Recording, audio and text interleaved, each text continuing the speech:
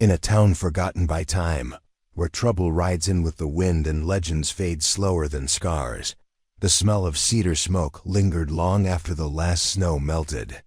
The town of Dry Hollow was the sort of place travelers passed through without stopping, unless they needed to bury something: regrets, secrets, or bodies. Most folks kept to themselves, locked doors at sundown, and spoken half-truths at the church potluck. But for Lark Whitaker, Dry Hollow was all she had left. She'd arrived 5 years ago with a single trunk, a broken wagon wheel, and a child clutched to her breast that didn't belong to her. They'd called her foolish then, sheltering a Mohawk orphan the settlers would never accept. Some spit when she walked by, others cursed at her under their breath. But no one ever dared push her harder than that. There was something about the way she held her chin up, a stubborn glint in her gray eyes that promised she'd bury the past herself if she had to. Tonight the wind howled through the half-rotted barn behind her cabin. Inside, Lark sat at the scarred table, the oil lamp flickering shadows across the boy's face. He was 13 now, growing too tall for the blankets she patched together every winter. His name was Sitwanasat, he told folks who couldn't twist their tongues around Mohawk syllables. Lark traced a thumb along his temple as he slept. They'd tried to take him once. A pair of men with rough coats and rougher hands, whispering about wild blood and unfit white mothers. She'd put a carving knife through the fat part of the older man's hand. He'd bled all the way back to the sheriff's door. In the mornings, Satay split wood for old Miss Beale and hauled water for the church folk who wouldn't let him inside on Sundays. Sometimes he came home with bruises. Sometimes he came home humming the songs Lark taught him, soft, old songs from the coast that her mother once sang over washtubs full of salt-stained sheets. They'd made a life. Not much of one, but theirs. The knock on the door came after midnight. Lark's breath caught in her chest. She set her sewing down, rising so slow her joints crackled. The second knock rattled the tin latch. She reached for the rifle by the hearth, barrel cold, stock worn smooth from years of worry. Saute stirred on his pallet, blinking bleary eyes. Opened just as she stepped over him. "Stay down, love," she whispered, thumb brushing his dark hair. He obeyed, always did. Trust so big it ached in her chest. The third knock wasn't a knock at all, but a single deliberate thud. A statement. Lark opened the door. They stood there, 3 men and 1 woman, all draped in furs and feathers that caught the moonlight like ghosts. Behind them, 6 ponies stamped at the edge of the clearing. And behind them, deeper, in the pines, more shapes moved.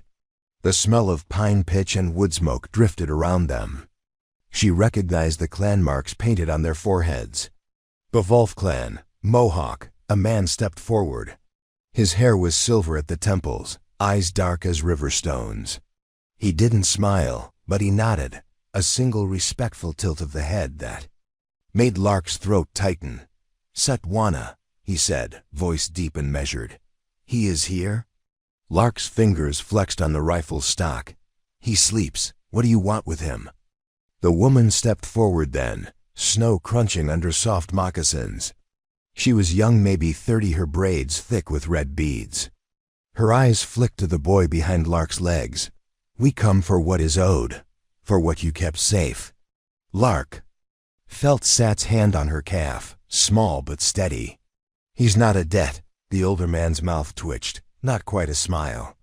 "No, he is our blood, our promise." From the shadows, someone else emerged, leading a horse draped in bright woven blankets. On its back sat a bundle wrapped in deer hide, tied with strands of sweetgrass. Lark's heart stumbled in her chest. She knew what she was looking at. Bride price. Paid in the old ways. The woman stepped forward and laid the bundle at Lark's feet. "He is of us, but you sheltered him. You fed him, you bled for him."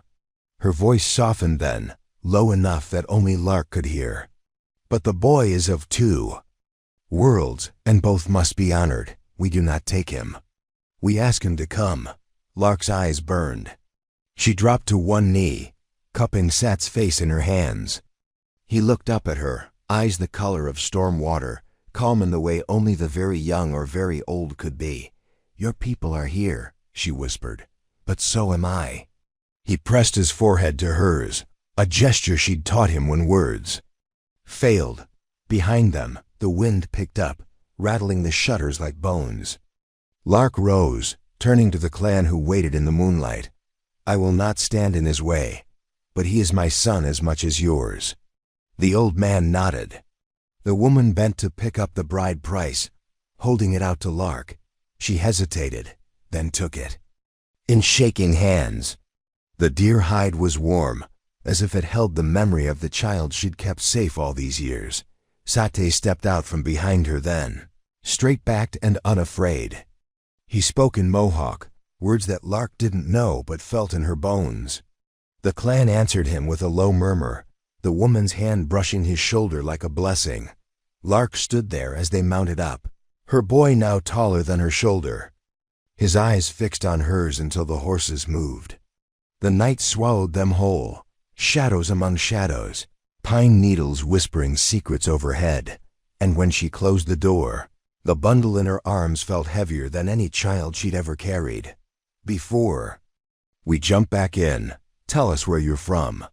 If this story moves you, please subscribe. Tomorrow, I have a special story for you. The next morning, the first light bled through thin muslin curtains, drawing Lark from a sleep so shallow it felt more like drowning.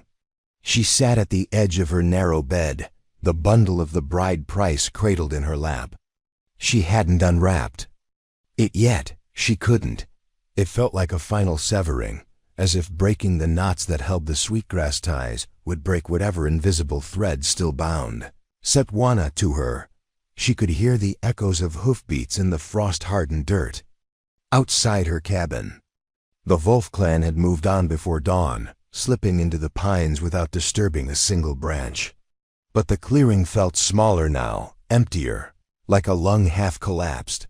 Lark's hands shook as she traced the braid of sweetgrass around the bundle. She closed her eyes, letting her breath slow until the ache in her chest softened. She had done this once before, letting go of blood, of kin, of the illusions that family would stay when the wind turned harsh. She had run from her father's house by the ocean at 16, a bruise under her eye and an iron skillet in her hand for protection. Then she'd lost her husband to the fever, and then the child she had carried after him. Sate had come to her. When she was so empty inside, she thought she'd never feel warmth again. He had filled that cavern with his soft humming, his stubborn silences, his trust. Now he was gone too, but not gone in the same way. That was what she told herself as she rose and moved about the single room, stirring the ashes in the hearth, adding more wood, heating a pot of water until it steamed in the cold air. She unwrapped the bundle at last. The next morning, the first light bled through thin muslin curtains, drawing Lark from a sleep so shallow it felt more like drowning. She sat at the edge of her narrow bed, the bundle of the bride price cradled in her lap. She hadn't unwrapped it yet. She couldn't. It felt like a final severing, as if breaking the knots that held the sweetgrass ties would break whatever invisible thread still bound Setwana to her. She could hear the echoes of hoofbeats in the frost-hardened dirt outside her cabin. The Wolf clan had moved on before dawn, slipping into the pines without disturbing a single branch. But the clearing felt smaller now, emptier, like a lung half collapsed. Lark's hands shook as she traced the braid of sweetgrass around the bundle. She closed her eyes, letting her breath slow until the ache in her chest softened. She had done this once before, letting go of blood, of kin, of the illusions that family would stay when the wind turned harsh. She had run from her father's house by the ocean at 16, a bruise under her eye and an iron skillet in her hand for protection. Then she'd lost her husband to the fever, and then the child she had carried after him. Sate had come to her. When she was so empty inside, she thought she'd never feel warmth again. He had filled that cavern with his soft humming, his stubborn silences, his trust. Now he was gone too, but not gone in the same way. That was what she told herself as she rose and moved about the single room, stirring the ashes in the hearth. Adding more wood, heating a pot of water until it steamed in the cold air. She unwrapped the bundle at last, fingers trembling as she laid each item on the table. A carved bone comb, a pouch of tobacco, a strip of wampum beads woven into a pattern she did not know how to read, and a small roll of brittle parchment with words scrawled in a careful slanted hand. She unfolded it, smoothing it flat. The ink had smeared in spots, but the meaning was clear. He will come back. Keep this for when he does that. Her throat tightened so hard it felt like a hand closing around her windpipe. The handwriting wasn't Sat's. It must have been the young woman's. Lark pictured her braids threaded with red beads, her eyes kind but guarded. She wondered if she had once been given away like this, if her life had pivoted on a midnight knock at a door. A sharp rap broke her thoughts. She startled so hard the paper fluttered to the floor. Outside, she glimpsed a broad shape through the warped glass pane of the window. Sheriff Edgar Holt. Of course. Trouble arrived the morning after the wind carried the last trouble out. Lark opened the door before he could knock again. Holt stood on her stoop, hat in his hand, the cold morning light turning the edges of his gray hair to silver. He'd been sheriff of Dry Hollow since before she arrived, and in all that time they had circled each other with polite distance, like two barn cats who knew a fight would end badly for them both. Lark. He tipped his head, eyes flicking. To the table behind her. I heard the clan rode through. They did. She kept her voice even. They took Setwana. His lips twitched sympathy or skepticism, she couldn't tell. Took him, or he went. He went. She felt the heat under her skin, the old anger simmering. They paid a bride price. It was done proper. Holt stepped inside without asking permission, boots tracking frost and old mud onto her worn floorboards. He studied the bundle's contents laid out on the table, then turned his gaze on her, sharp as a hunting hawk's. You know the others won't see it that way. A lot of folks think you've been harboring wild blood too long. I know what they think. She crossed her arms tight over her chest. But they won't come for me. Not unless they want a fight they can't finish. Holt's mouth twitched again. This time it was closer to a smile. Ain't here to fight you, Lark. I came to warn you. I rode out to the edge of your clearing last night when I heard the drums, saw the tracks heading north. But you've got more than wolves in the woods now. That logging outfit out of Cherry Creek Carver's boys came through town yesterday. Said they were setting up camp near your property line. Lark's gut went cold. She knew the name Carver.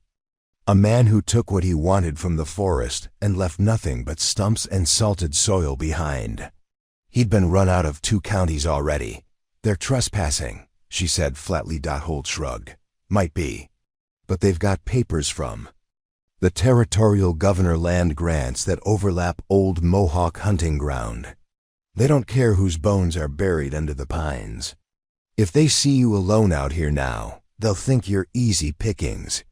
She looked down at her calloused hands, the knuckles nicked and scarred from a dozen winters of splitting wood, gutting deer, mending fences alone in the sleet. They'd be wrong. Holt nodded once, tugging his hat back on. I know that. But you watch yourself. Carver's men don't come knocking, they just take. He hesitated at the door, eyes softening the way they did when he talked about his dead wife. I'll ride this way more often. If you see smoke that doesn't belong, send word, I will. When he left, the cabin felt smaller than ever.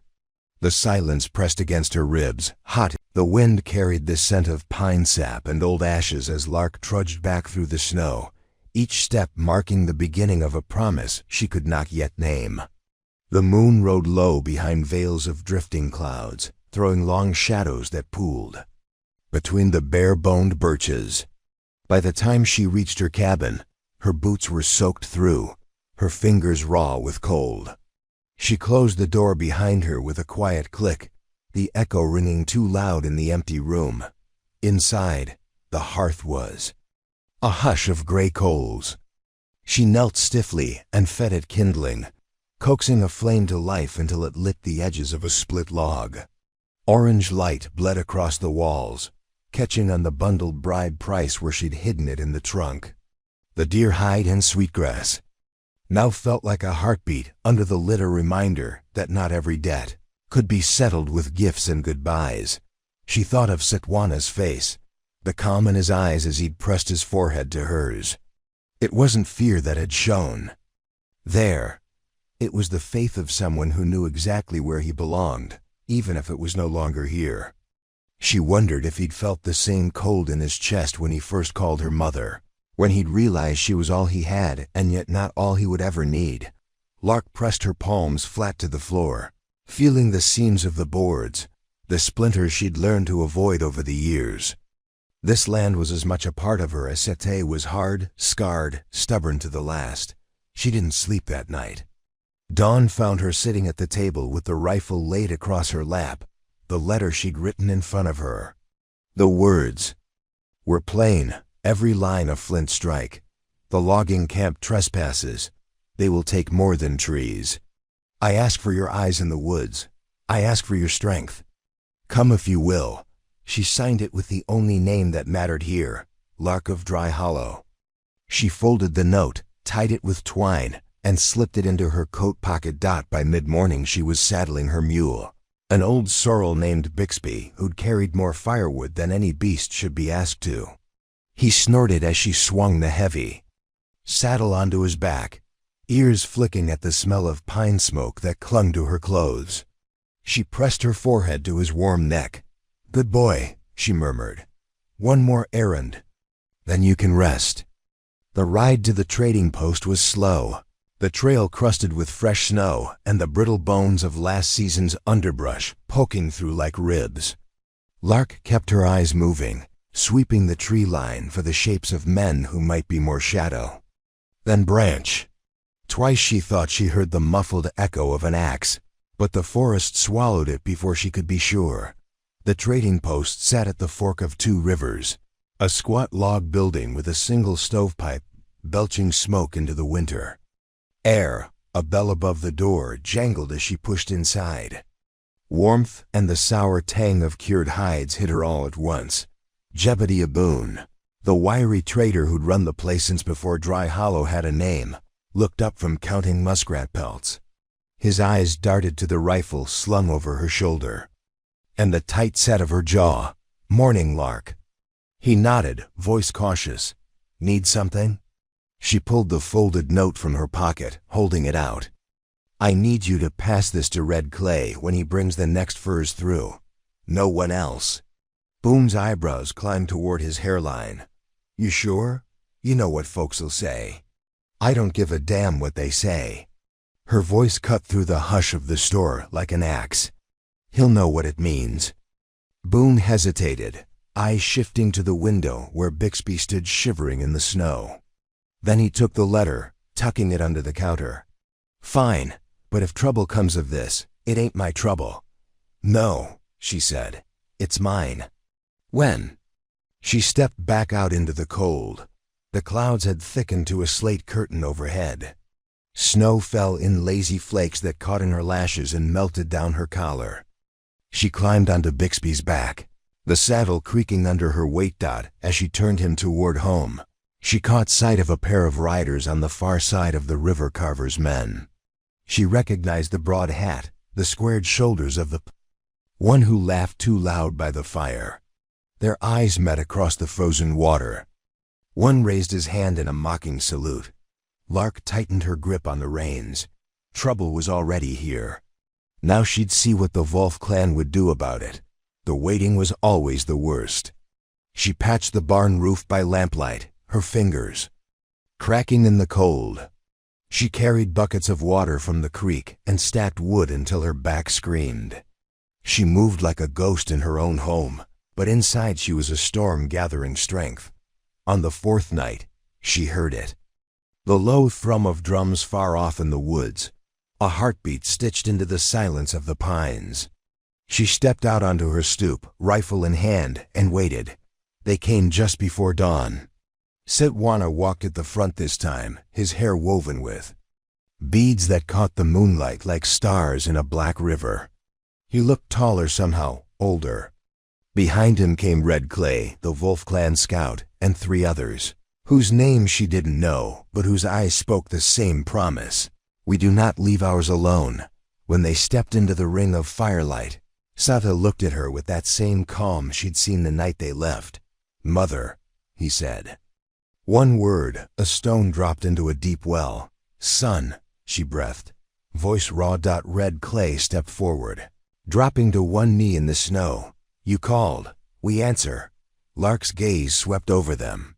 They carried no guns, only bows, hatchets, and the weight of generations that knew this land better than any deed stamped with a governor's seal. They'll come tonight or soon after, she said.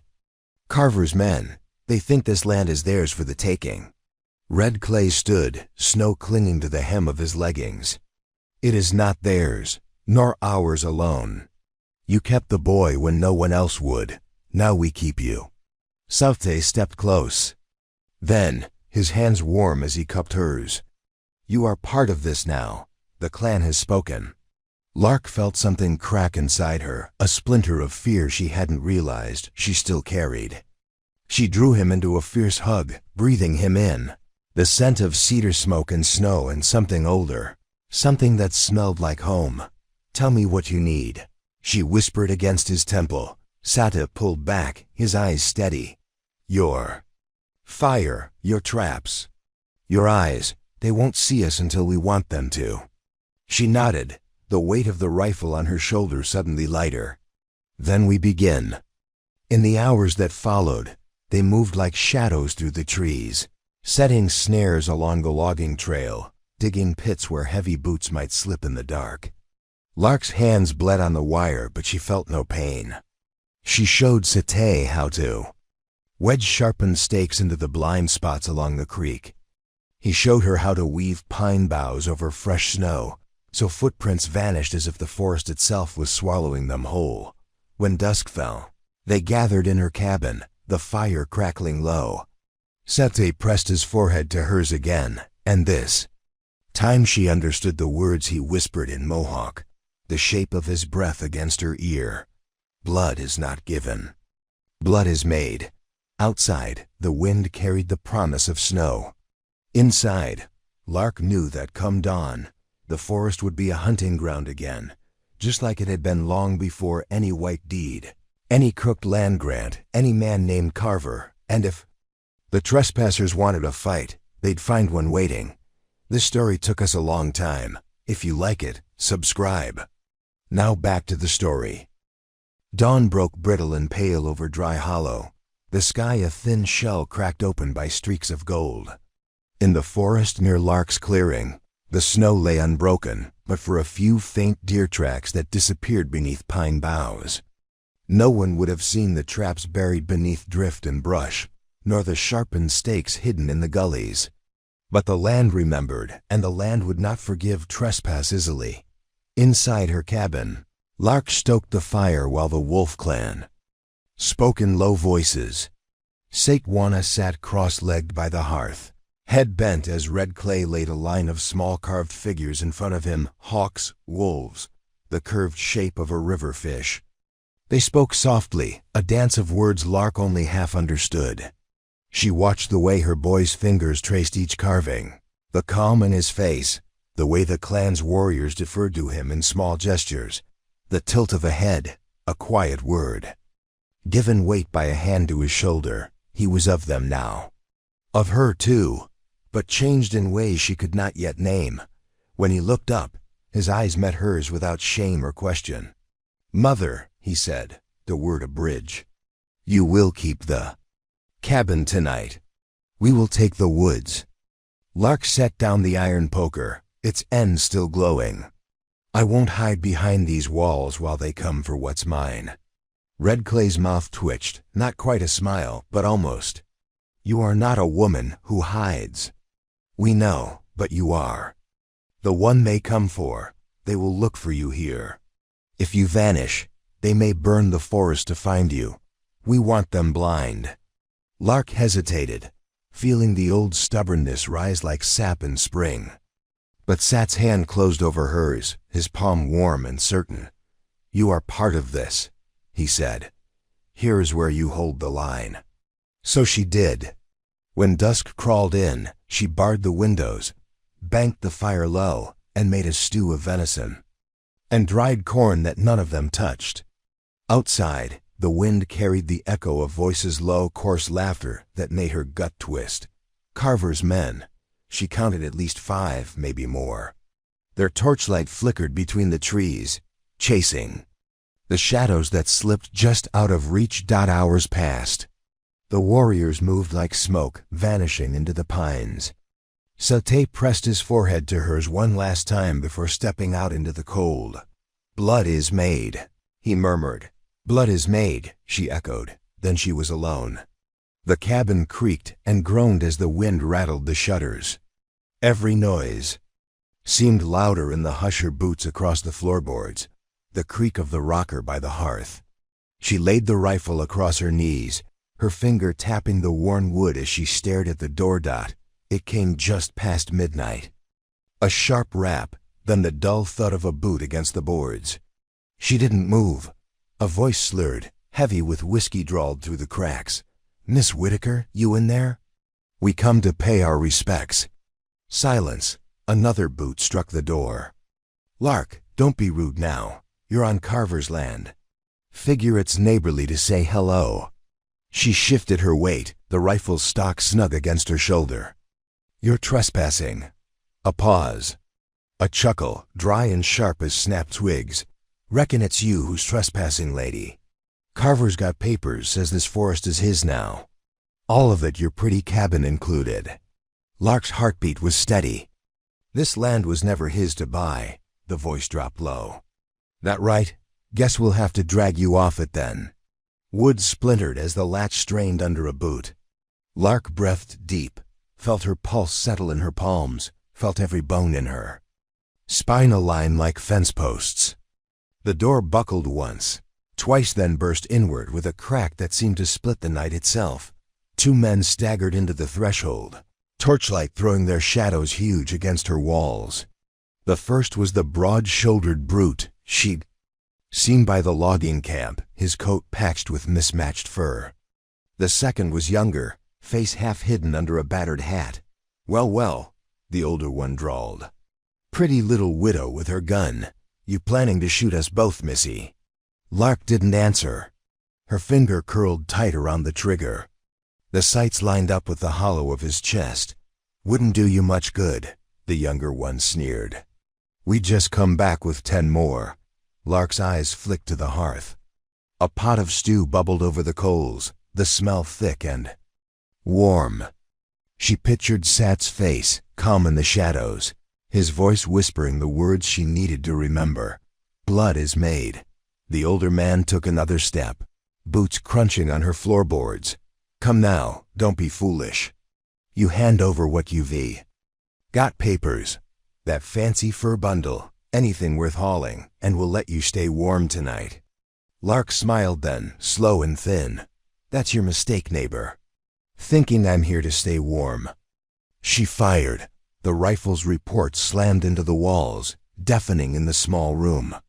The brute stumbled backward, a blossom of red blooming at his collar. He dropped to his knees, eyes wide and stupid with shock.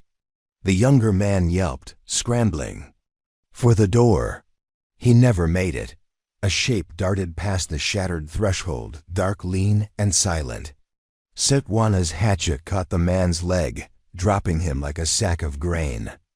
The boy's eyes were cold and bright as river stones as he stood over the whimpering form. Hatchet dripping onto the snow-choked floor. Lark rose, the rifle heavy in her arms. She stepped over the bleeding bodies, her boots slick on the boards.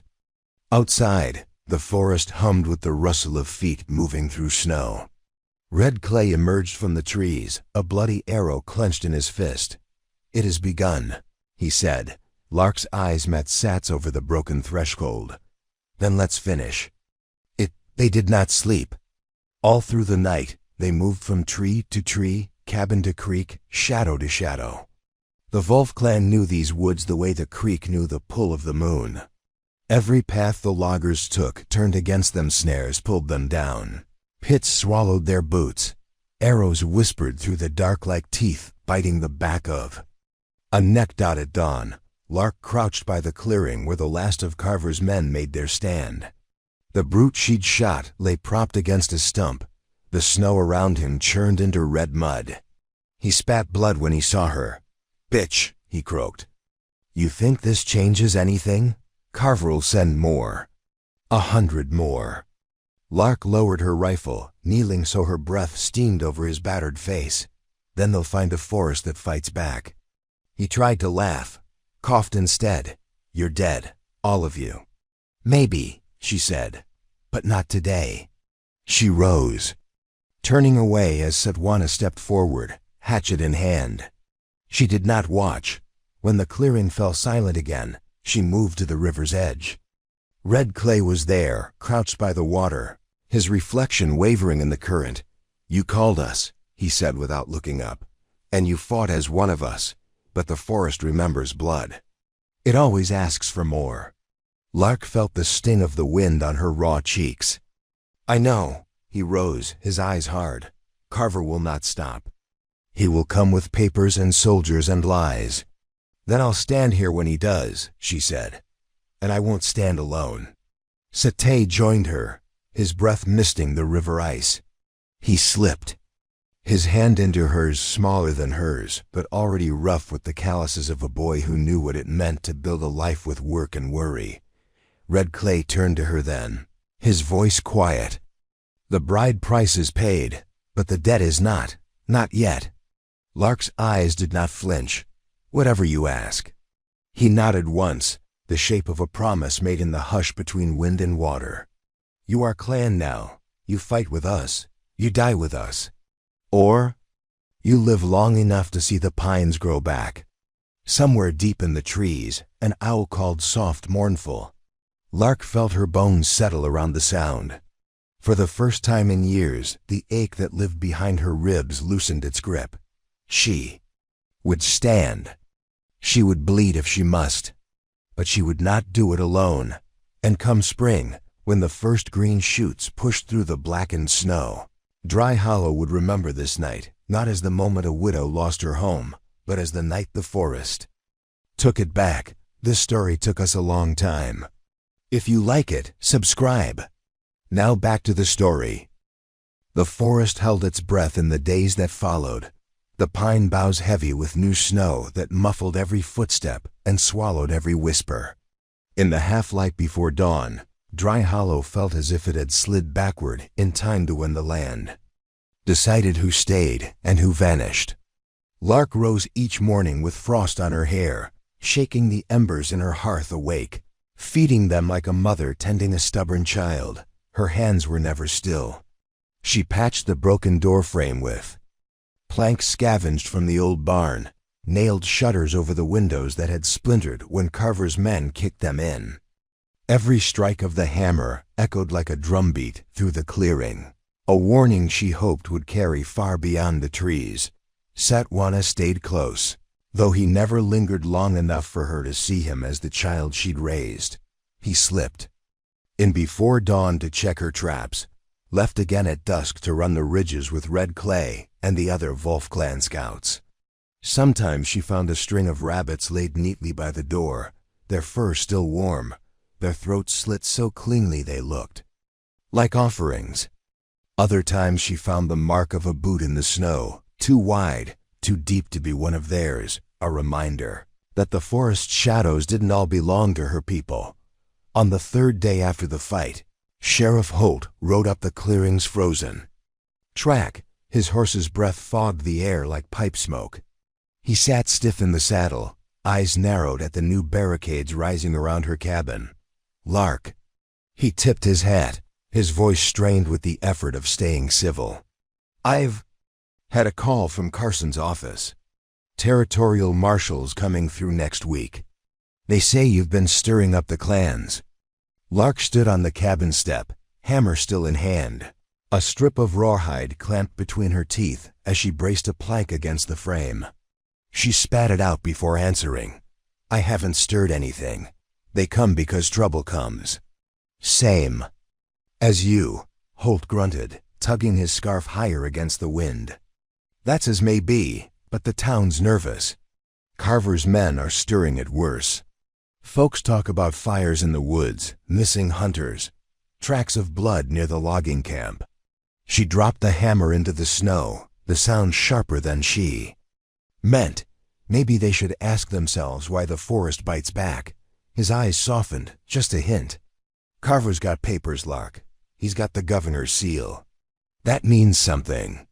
She crossed her arms over her chest, feeling the raw skin at her knuckles where the cold had split them open.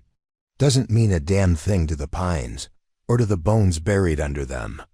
Holt sighed, looking over her shoulder at the outline of Sukwana's bow leaning near the hearth. I've known you 5 winters now. You've always done right by your own. But if the marshal comes and finds you sheltering clans who are hurting white men, they'll say you're no better than an outlaw. I am an outlaw, she said, her voice calm as a blade drawn in the dark. Always have been. You just didn't want to see it. The wind picked up, rattling the patch shutters like bones in a gambler's cup. Holt tugged his reins, his horse shifting uneasily beneath him. Just watch yourself. They'll come with badges and papers, but bullets hurt the same no matter. Who pulls the trigger? She stepped forward then, her breath fogging between them. I didn't ask for your protection, Edgar, and I won't ask now. For a long moment, his eyes searched hers, the way they did when they'd both been younger and more foolish and thought they could build something together. Before grief took his wife and Sukwana took root in Lark's heart like a seed in the frost. Finally, he nudged the horse around. Reckon you didn't. Reckon you never will. He rode off down the trail, his shape swallowed by the trees. Lark watched until even the echo of hoofbeats faded. Then she picked up her hammer and turned back to her barricade. The sun dipped early. That day, the sky bruised with a promise of more snow. Lark lit her lamps one by one, the flicker of each flame a small defiance against the long cold. She laid out her traps near the hearth, oiling the hinges, tightening the springs. Her father's old hatchet lay across her knees. She hadn't held it since the night she'd run from the coast. 16 and wild-eyed, and certain that freedom was something you could wrap in a bundle and carry under your arm. A soft knock startled her from her thoughts. She rose without a sound, fingers closing around the hatchet's handle. The knock came again, 3 taps in a pattern that made her shoulders drop. She unbarred the door. Sukwana slipped inside, snow melting from his braids. He looked tired, but his eyes were bright. They're moving, he said, his voice low. Carver's men.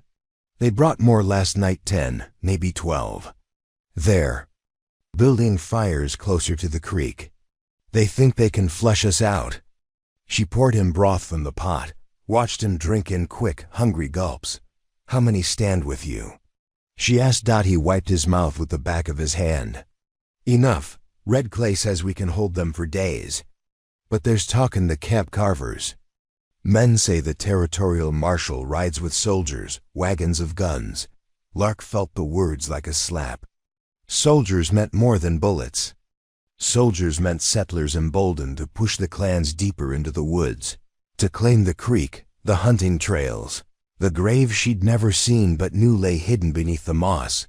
Then we bleed them before they get here, she said. We remind them this land remembers. Sat's smile was thin, but it reached his eyes. He reached across the table and laid his palm over hers. His hands were rough now, scarred at the knuckles just like hers. Blood made, not given. Before he left, he paused at the door, glancing at the bundle of bride price tucked into the trunk. Behind her.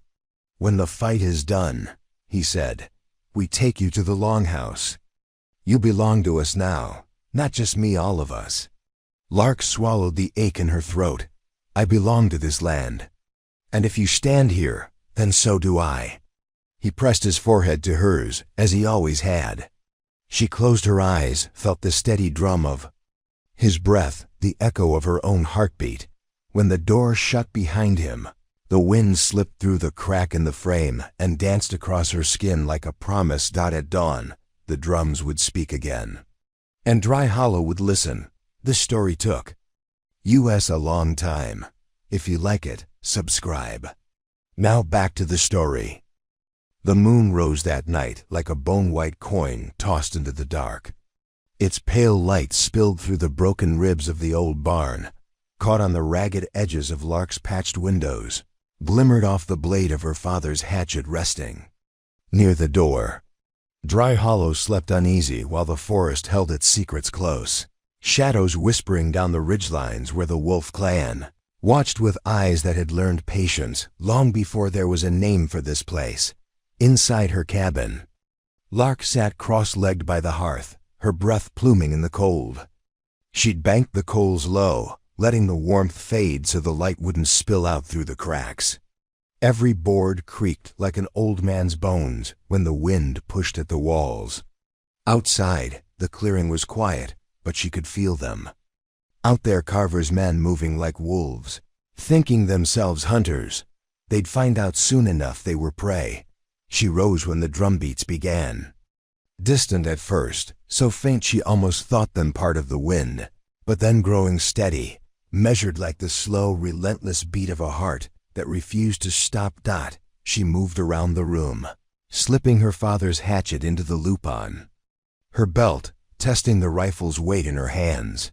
She touched the carved bone comb from the bride price, tucked into the pocket of her coat, something to remind her that promises could be made good.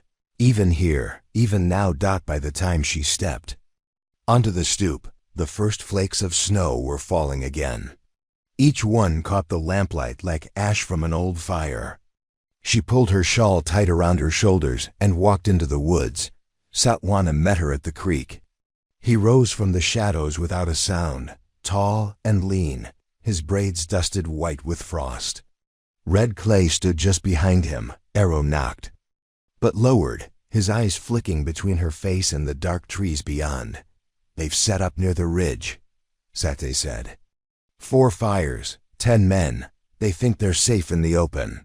Lark squatted by the water, dipping her fingers into the icy current. They think they're safe because they can't see what waits in the dark. She lifted her hand, watched the droplets fall back to the surface like tiny meteors. "That's always been their mistake." Red Clay shifted his weight. "Tonight we bleed them slow. Leave one alive to crawl back to Carver with a story his papers can't erase." Satwana touched her shoulder. "You do not have to be here." She looked up at him, her eyes clear as the river's frozen skin. "If they want what's mine, they have to see what's mine fights back." So they moved through the trees together, the 3 of them sliding from shadow to shadow, boots muffled in the snow. The drums faded, replaced by the hiss of the creek and the crackle of branches under heavy boots up ahead. Voices drifted on the wind, gruff, careless laughter. She could picture them clearly, men with rough coats and rougher hands, clutching bottles of whiskey as if they could drink away the dark pressing in on them. Lark and Sate took position above the ridge, crouched behind a fallen pine that split the slope like a scar. Red Clay melted into the underbrush, his bow a sliver of darkness against the snow. They watched as the loggers passed a bottle around, their fire guttering in the wind. One man stood apart, back to the blaze, the glint of a rifle barrel catching the moonlight. Sat's voice was a breath in her ear. "That one talks loudest. He boasts he'll put your head on Carver's gate." Lark's lips curled. "Then he'll be the one who runs home without it." They waited until the fire burned down to embers, until the bottle slipped from the loud man's hand and shattered on a rock. The crash snapped the others to attention, their heads turning, but by then it was too late. A scream cut the hush. One of the loggers stumbled backward into the fire, an arrow buried deep in his side. Red Clay rose from the shadows behind him like a ghost. The man with the rifle swung around, too slow, too loud. Satchet spun end over end, the blade burying itself in the soft space where neck met shoulder. The man dropped without a sound. The camp erupted in panic. Lark rose from her crouch, the rifle bucking against her shoulder. One shot cracked the cold air, then another, each finding its mark. She moved like she was born for this, boots steady. On the frozen slope, breath measured even as the blood roared in her ears. Two men broke for the trees, stumbling through the drifts. Red Clay let them go, his eyes glinting above the scarf pulled high over his mouth. They would run to Carver with wild stories of the forest's teeth. When the clearing was still again, Satay knelt to retrieve his hatchet, wiping the blade clean. In the snow, he glanced at her, his face unreadable. "You did not have to come." Lark lowered her rifle, her chest heaving. "They needed to see my face.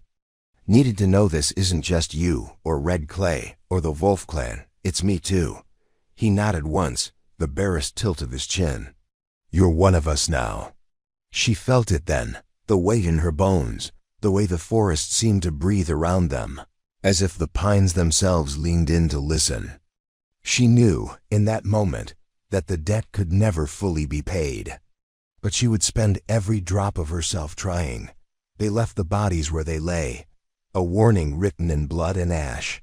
The wind would carry the story back to Carver's camp. Before dawn, the forest did not forgive. The forest did not forget.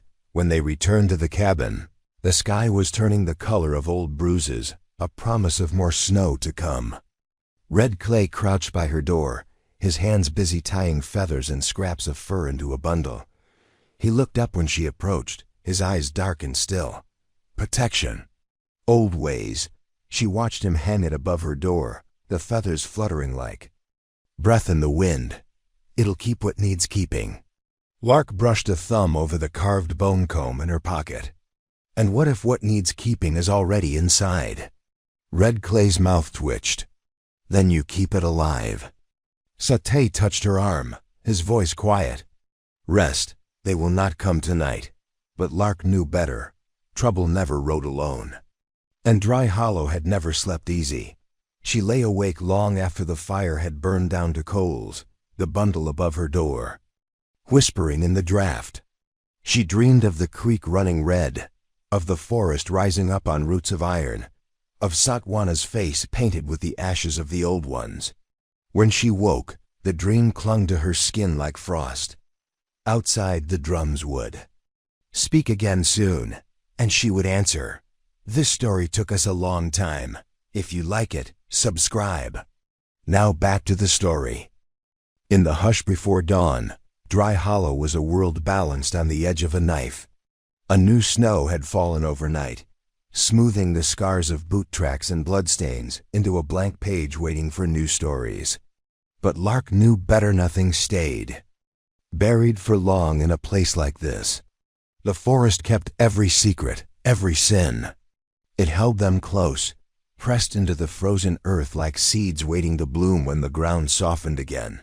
She woke to the sound of Sitwana's voice, low and steady outside her window. He spoke in the old tongue, the words rolling like river stones against each other.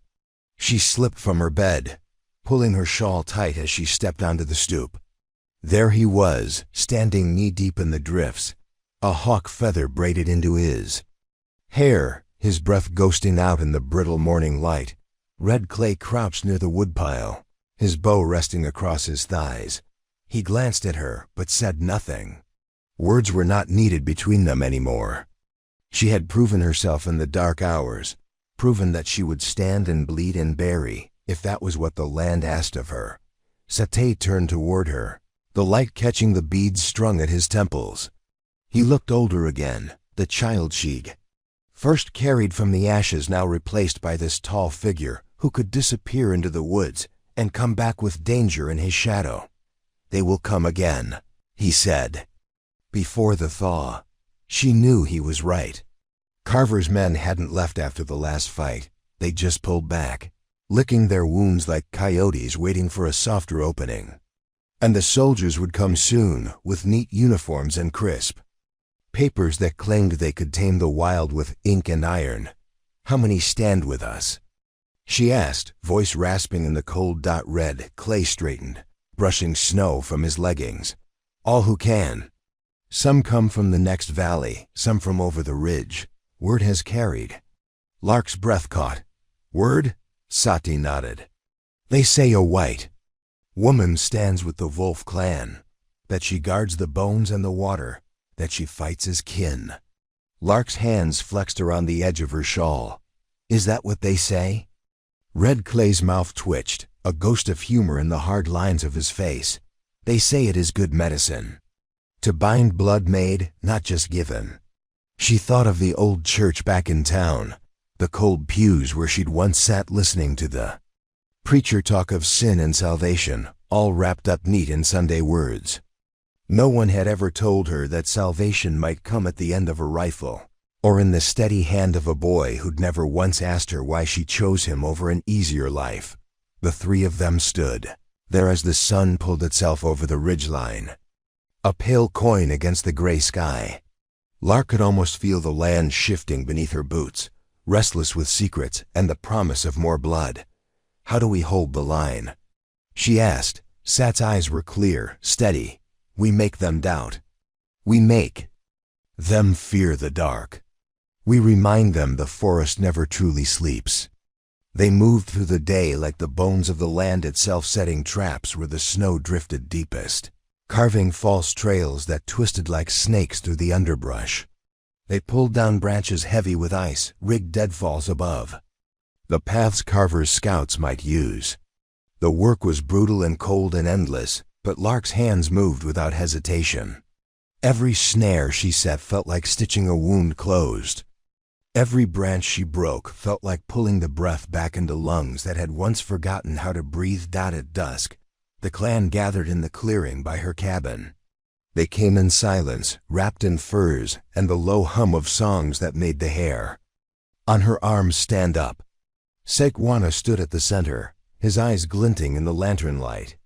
He spoke to them in the language she could only half understand, but the shape of his words cut through the cold, all the same words of loyalty, of debt, of standing when the wind pressed hardest. When he finished, the warriors turned to her, their heads dipping in respect that tasted like the salt of old grief. She nodded back, her heart tight as a snare. She would stand for them. They would stand for her. That night, the wind shifted.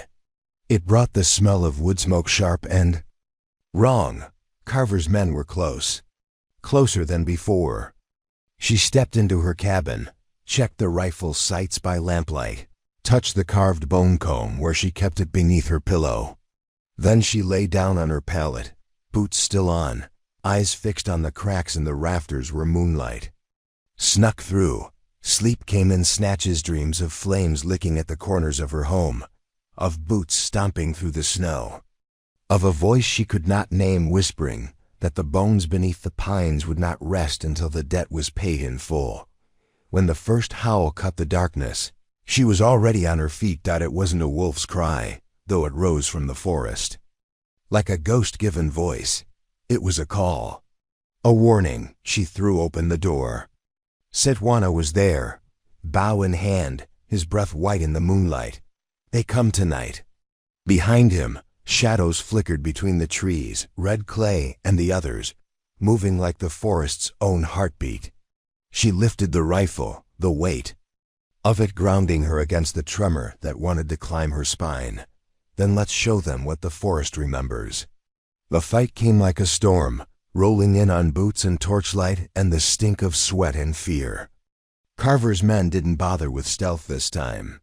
They came to burn, to break, to tear the roots out by their fists.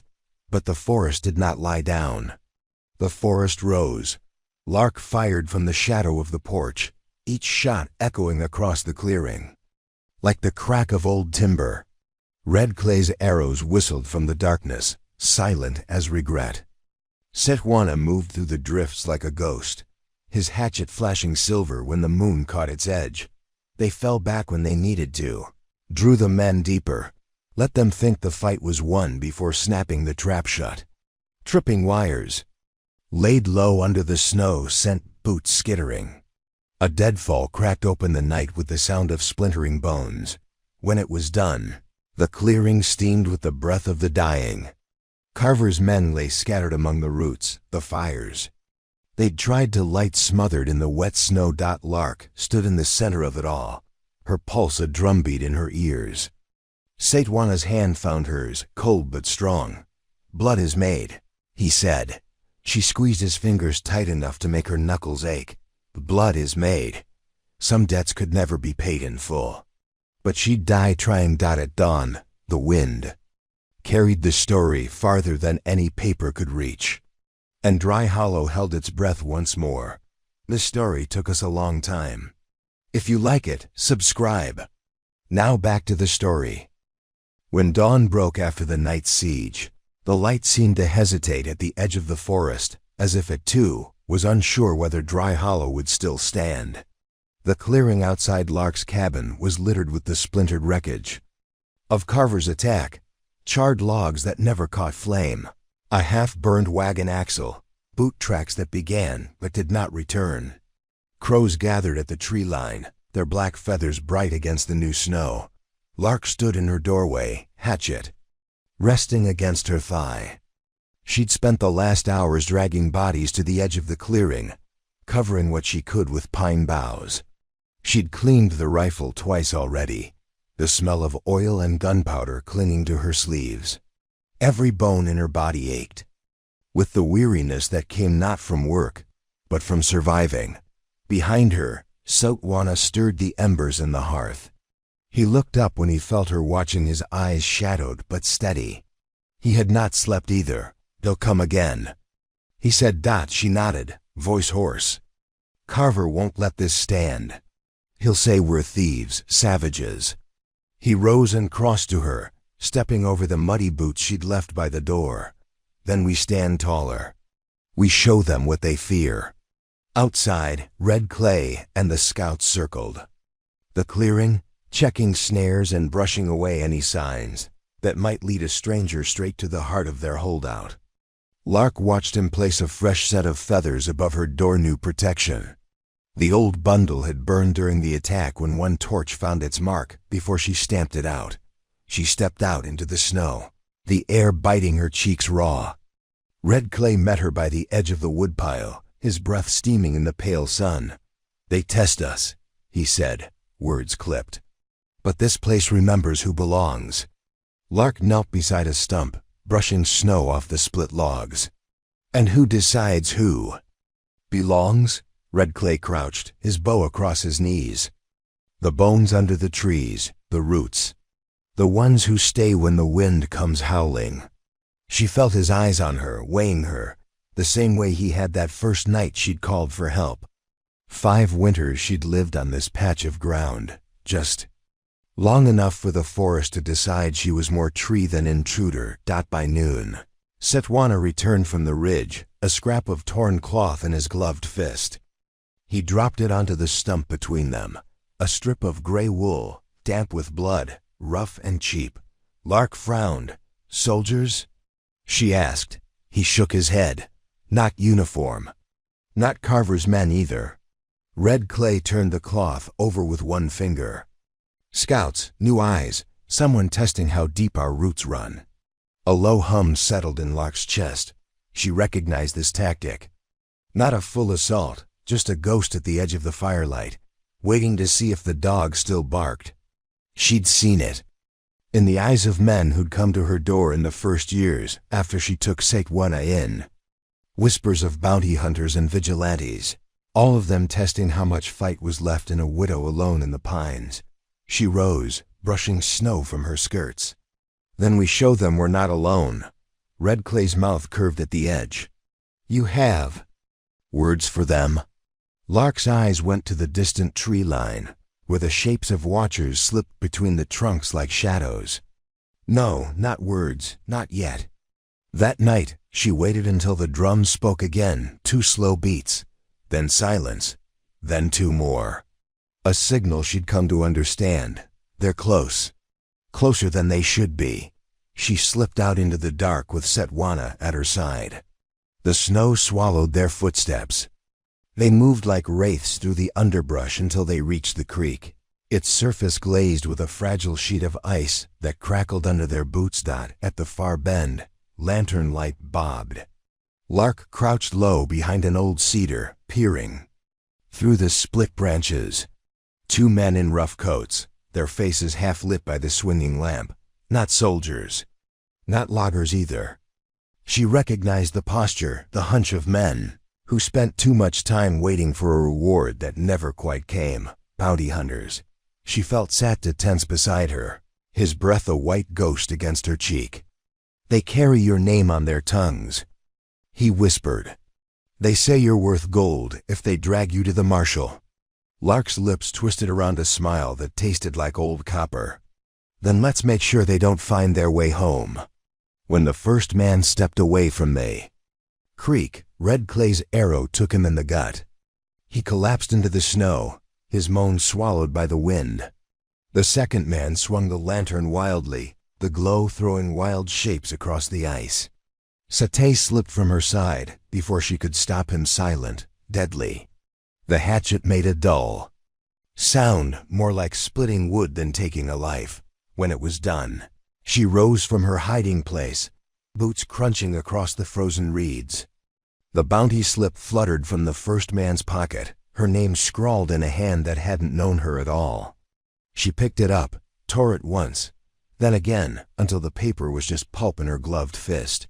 Satu watched her, eyes shining. In the dark, they will send more. Then we keep the forest dark, she said, and we make the dark our friend. They dragged the bodies to a hollow deeper in the woods, covering them with branches and snow. No one would find them when the thaw came. The forest would swallow the trespass, same as it always had. Back at the cabin, the fire had burned low. Lark fed it fresh kindling, the sparks leaping like fireflies into the shadows. She touched the new feather charm Red Clay had tied above her door, felt the shape of the carved comb in her pocket. The old ways, the new ways, they were all the same when blood was at stake. She lay down on her bedroll beside the hearth, boots still on, one hand resting on the rifle laid across her chest. She drifted toward sleep, her mind drifting through the trees where Satay and Red Clay watched with eyes that never closed. Outside, the wind picked up again, rattling the cabin walls, but it did not sound like threat anymore. It sounded like warning. Tomorrow, she knew, would bring more men with papers and badges and guns, but the forest would stand. And she would stand with it. And when they came calling for her debt, they would find it paid in full, one bullet, one buried bone at a time. This story took us a long time. If you like it, subscribe. Now back to the story. The thaw came late that year, slow and grudging. Winter clung to Dry Hollow like a jealous ghost, trailing frost across the clearing even as the first pale crocuses dared to push through the half-frozen soil. But beneath that stubborn crust, the land was waking up, roots soaking up the meltwater, branches creaking under the weight of new buds, the hush of snow giving way to the restless gossip of spring. Lark rose before the sun, the old ache in her knees a reminder of how many nights she'd slept with her boots on. She stripped the linens from her bed, beat them against the side of the cabin until the dust of old dreams floated off into the thin dawn light. Sitwana's feather charm rattled above the door as she worked, the last scraps of snow drifting off the roof in soft clumps. Red Clay was waiting for her at the tree line, arms crossed over his chest, eyes sharp as flint.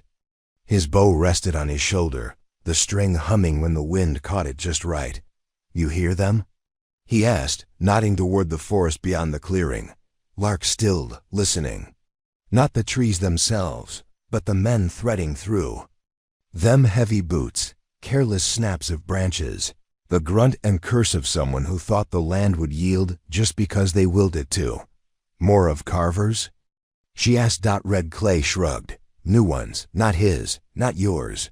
Soldiers, they say there's a camp 3 miles out, wagons, tents. Governor's men, papers big enough to choke a bear. Lark let out a breath that fogged in the morning chill. And they think papers make the pines bow? Red Clay's mouth twitched, the closest thing he had to a smile. They think the pines don't remember old bones, or new ones. She tied her hair back with a scrap of cloth, tucking the strays behind her ears. Her hatchet hung from her belt. The old steel polished to a dull shine from countless nights cleaning blood she pretended not to see. Then we remind them. They moved through the day as they always did now in a hush that felt older than language. Sikwana joined them by the creek, a brace of rabbits over his shoulder. He'd grown leaner, the boy she'd once known all but. Vanished under the skin of this young man who belonged to the clan first, the trees second, and to her last of all. They spoke little. Words got caught in the wind too easily. Instead, they laid new snares, checked the old traps, smeared sap over the bark of certain trees to mark paths no white man would notice, but the clan would read like scripture. As dusk fell, the low thunder of drums echoed from the far side of the ridge. A signal sat's eyes flicked to Red Clay, who answered with a nod. Trouble riding in. Not tonight, but soon. Lark felt the old burn in her chest, the spark that had once driven her to cross two counties on foot just to find a boy she hadn't known she needed. She'd done it then. She'd do it now. Back at the cabin, she brewed pine needle tea in a battered tin kettle, the scent sharp and green.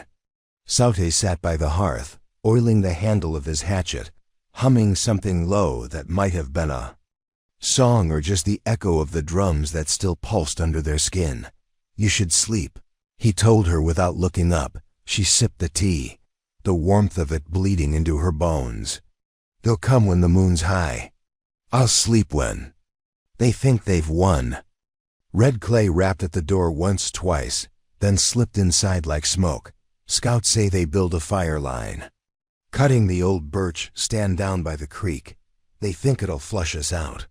Lark set her cup aside, rising so fast the chair scraped the floor. That stand's older than Dry Hollow, older than any paper carvers ever waved under a lawman's nose. Red Clay tilted his head. Then we show them. The old trees bite back. They slipped out into the dusk, the cabin's lamps flickering in the dark like the last stars before sunrise. Snowmelt dripped from the branches, soaking their boots, but none of them cared. They moved like a single thought, Lark with her hatchet swinging from her belt, Saute with his bow slung across his back, Red Clay with a bundle of oil-soaked rags that smelled like the black guts of the earth. They reached the birch stand just before midnight. Lanterns bobbed among the trunk soldiers in neat coats, axes biting into bark that had held the memories of generations. Lark crouched in the shadows, fingers pressed to the frozen ground. Sat, you circle left. Clay right, I'll take the fire line.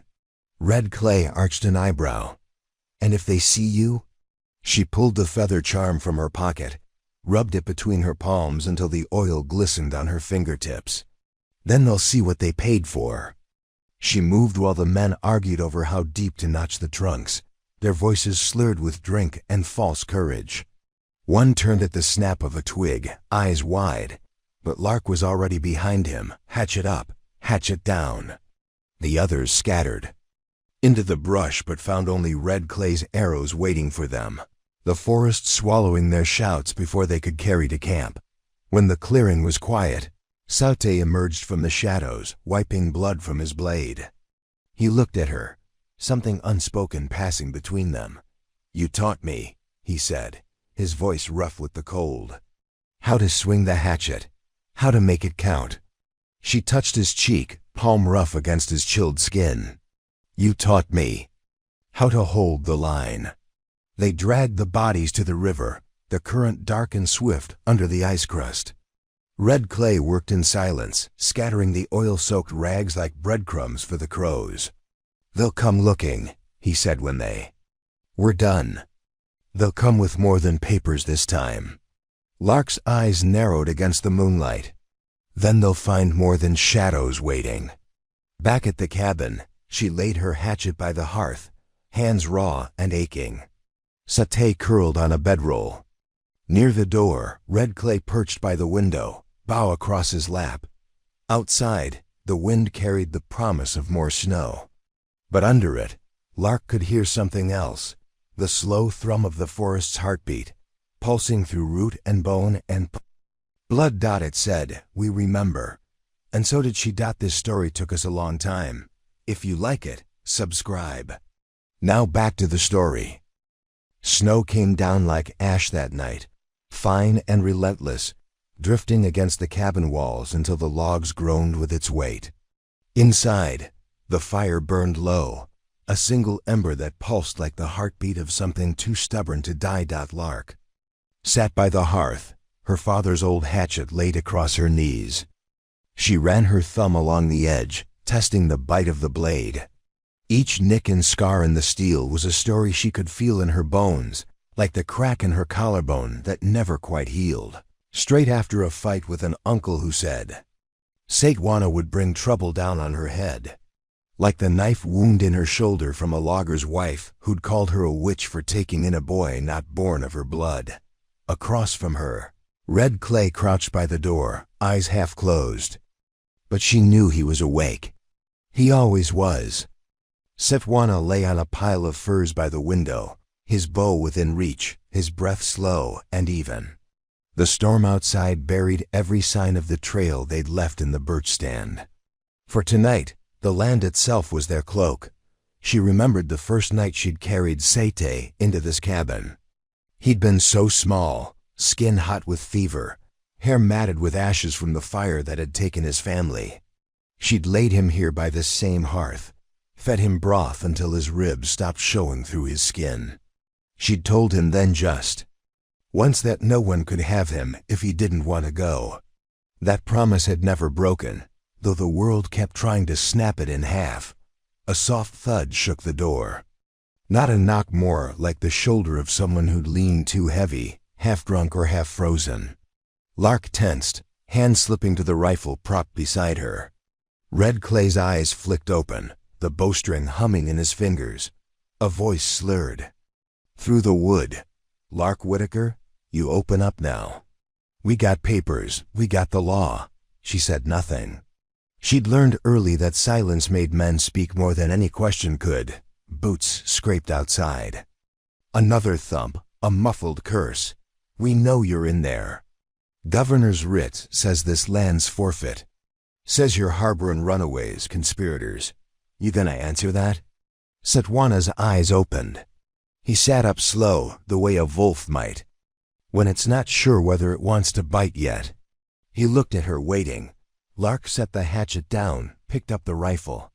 She stepped to the window, eased aside the scrap of hide nailed over the glass. Moonlight caught on the shoulders of three men in long coats, their hats pulled low against the snow. One held a folded paper high like a torch. The other two flanked him, guns half hidden under their coats. She cracked the window just enough for her voice to carry. "That paper's worth less than the smoke you lit it with." The man holding the writ took a step forward, boots sinking to the ankle in the drift. "You think you're bigger than the law, Widow Whitaker?" Lark smiled, a thin, hard curve that tasted of blood and pine sap. "I think this land was law long before you learned how to hold a pen." A gun rose in one man's hand, just a flicker of silver before Red Clay's arrow thunked into the doorframe, inches from his head. The man dropped his aim with a curse, stumbling back into the snow. The leader's voice cracked, high and angry now. "This is your last chance. You step out. Quiet. We drag you to Carson alive. You make us come in there." She shut the window. "Let the storm swallow the rest." Red Clay murmured something low in the old tongue. Satwana rose, pulling the bow across his chest. His shadow on the wall looked twice his size, antlers of pine boughs tacked above the hearth, making it seem as if he wore a crown of roots. Lark checked the rifle's chamber. "They won't leave empty-handed." Red Clay dipped his chin once. "Then we make sure they carry fear back with them." The door shuddered as a boot slammed into it, once, twice. The latch cracked, wood splintering. Lark raised the rifle. Red Clay's bow creaked as he drew. Sitwana slipped around behind her, quiet as a shadow. The door burst open on the third kick. Snow swirled inside like a ghost. The first man stumbled through, pistol raised. Lark squeezed the trigger. The rifle barked once. The man's shoulder snapped back, the gun clattering from his grasp as he spun into the table, scattering coals from the hearth. The second man never made it through the threshold. Red Clay's arrow punched through his throat, so clean the man reached up to touch the shaft as if puzzled by it, before he toppled backward into the drift. The last one, the one with the writ, stood frozen on the stoop, eyes wide and wild. The paper flapped from his gloved hand. Lark stepped forward until the barrel of her rifle pressed against his chest. "Go home," she said. "Tell them this land isn't given. Tell them it's earned." He tried to speak, but the words stuck in his mouth like old gristle. He stumbled back down the steps, boots skidding. The paper fell, disappearing into the churned snow. They watched him run. Watched his shape melt into the trees, the storm swallowing his tracks before he made it out of sight. Inside, the coals had scattered across the floor. Sitwana knelt, sweeping them back into the hearth with bare hands that would blister come morning. Lark sank to her knees beside him, pressing her palm to the floorboards to feel the warmth seep back in dot red. Clay watched the door, his silhouette, a knife against the flicker of the rekindled fire. When the last ember flared up again, Lark closed her eyes. The wind rattled the feather charm above the door, the sound like a promise whispered in a tongue older than any paper. Outside, the forest bent under the storm, but did not break. Neither would she. This story took us a long time. If you like it, subscribe. Now back to the story. A week passed after the writ-bearer fled into the trees, and with each dawn the thaw crept a little deeper into Dry Hollow's bones. Icicles shrank from the eaves like knaves left out in the sun too long. The creek ran dark and swift again, chewing the last ice into slush that tangled at the banks like old ropes. But the ground stayed frozen underneath, hard as the promises Lark kept whispering to herself in the hours before sleep claimed her. She kept busy. A woman with work in her hands had less room for ghosts. She stitched new curtains from old feed. Sacks hammered fresh iron into the broken hinges where the door had splintered under Carver's men. Red Clay came and went, silent as always, but she felt him out there, his eyes on the trails, his arrows strung for anything that smelled of threat. Sitwana spent more nights under the birch stand than under her roof now, but when he came in at dawn, she'd feel the weight of him at her shoulder, his breath warm on her hair before he slipped out again. Trouble didn't leave, of course. It just learned patience. That was the thing about wolves, they always circled back for the bones. One afternoon, Lark stood at the edge of the clearing, a sack of salt slung over her shoulder, watching the tree line. A shape moved where the shadows pooled, thickest a tall man in a soldier's coat, his hat in his hand. He stepped forward, boots sinking ankle-deep in the mud that the sun hadn't yet dried. She didn't raise her rifle. "Not yet, Miss Whitaker," the man called. His voice was measured, polished, but there was an edge in it, a burr that said he didn't come alone. "I'm Lieutenant Merrick, Territorial Guard. May I speak with you?" Lark set the sack down on the split stump she used for a table, wiping her palms on her apron.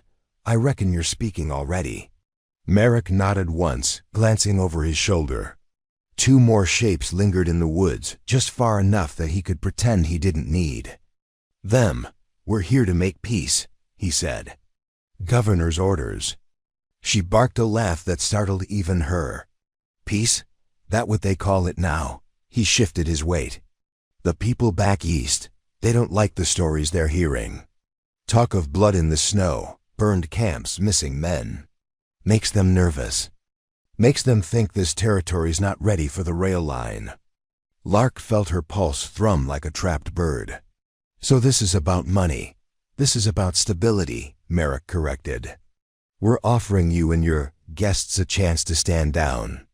Return to town. Sign the deeds over. The Wolf clan moves deeper. Into the hills, where you'll find them when you need cheap labor and cheap land, she finished for him. No, Merrick's jaw tightened. You think you can hold this place forever? You've made enemies, Widow Whitaker. Big ones. Men who know how to wait.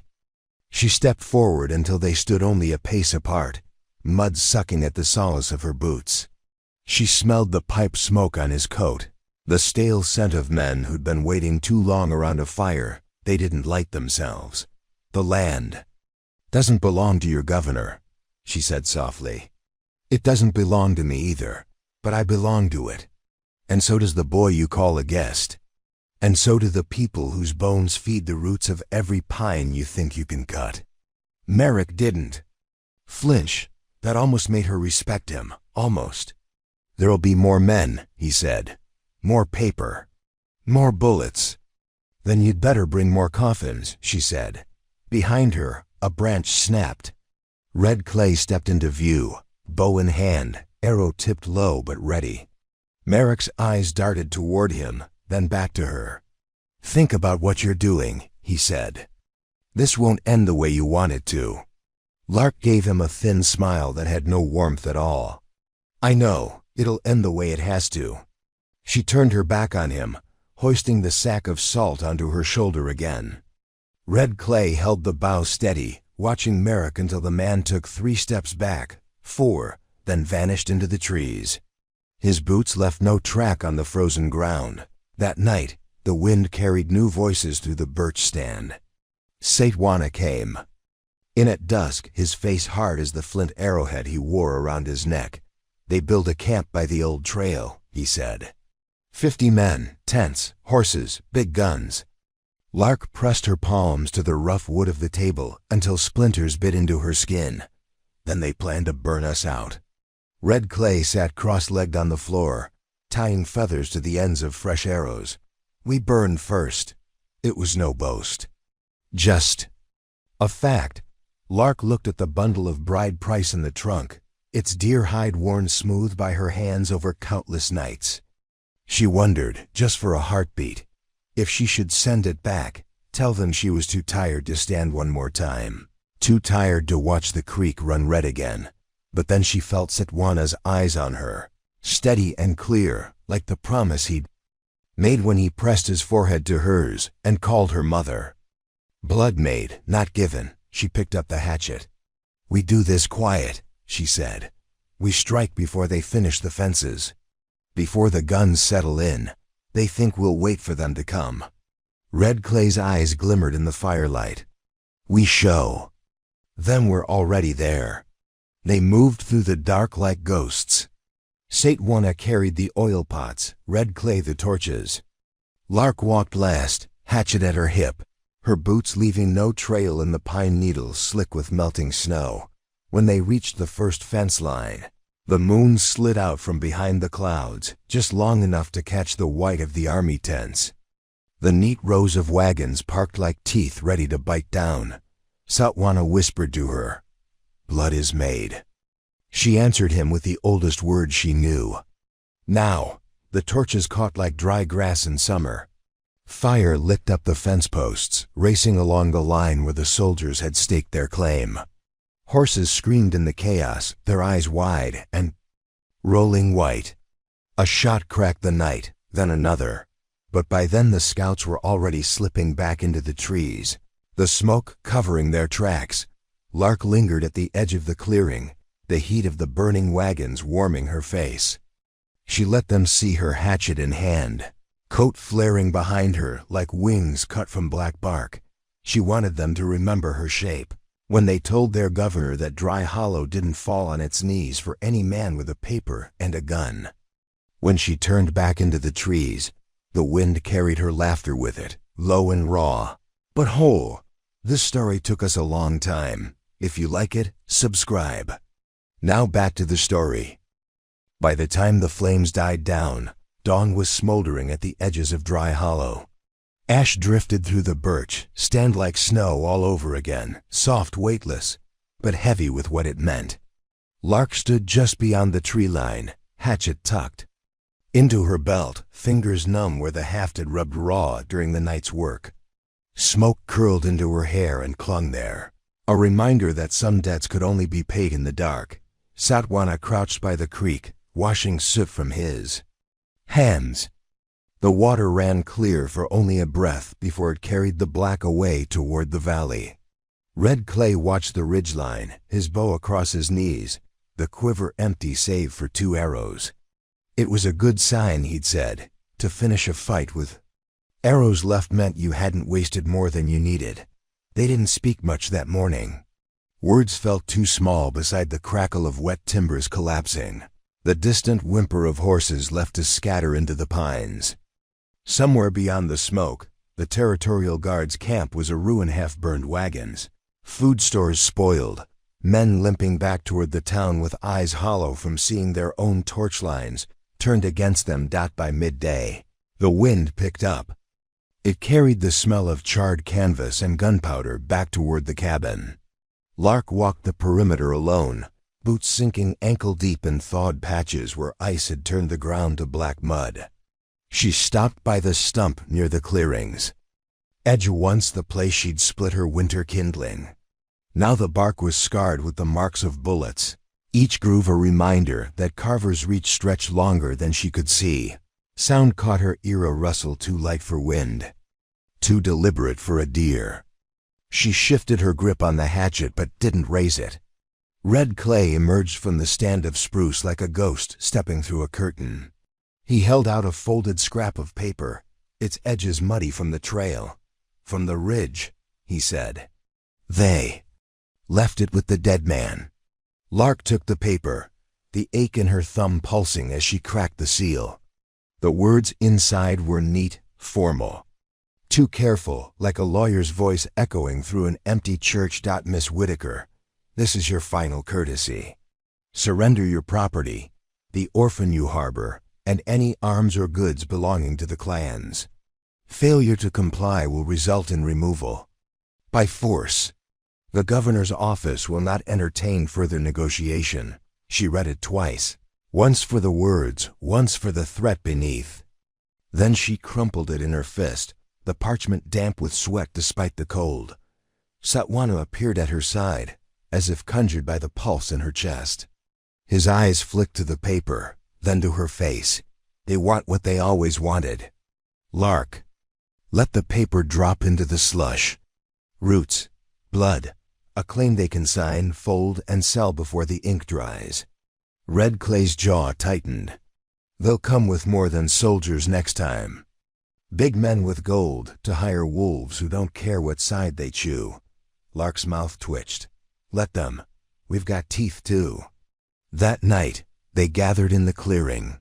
Not just the Wolf Clan scouts, but families' 2 faces Lark had seen only in the shadows beyond her door, until now. Women with braids wound tight against the wind. Old men whose eyes gleamed above blankets pulled close to their chins. Children who darted behind tree trunks but listened with ears sharper than any grown man's. Satwana spoke first, his voice low but carrying. He told them what the letter promised, what the next raid would mean if they didn't stand together.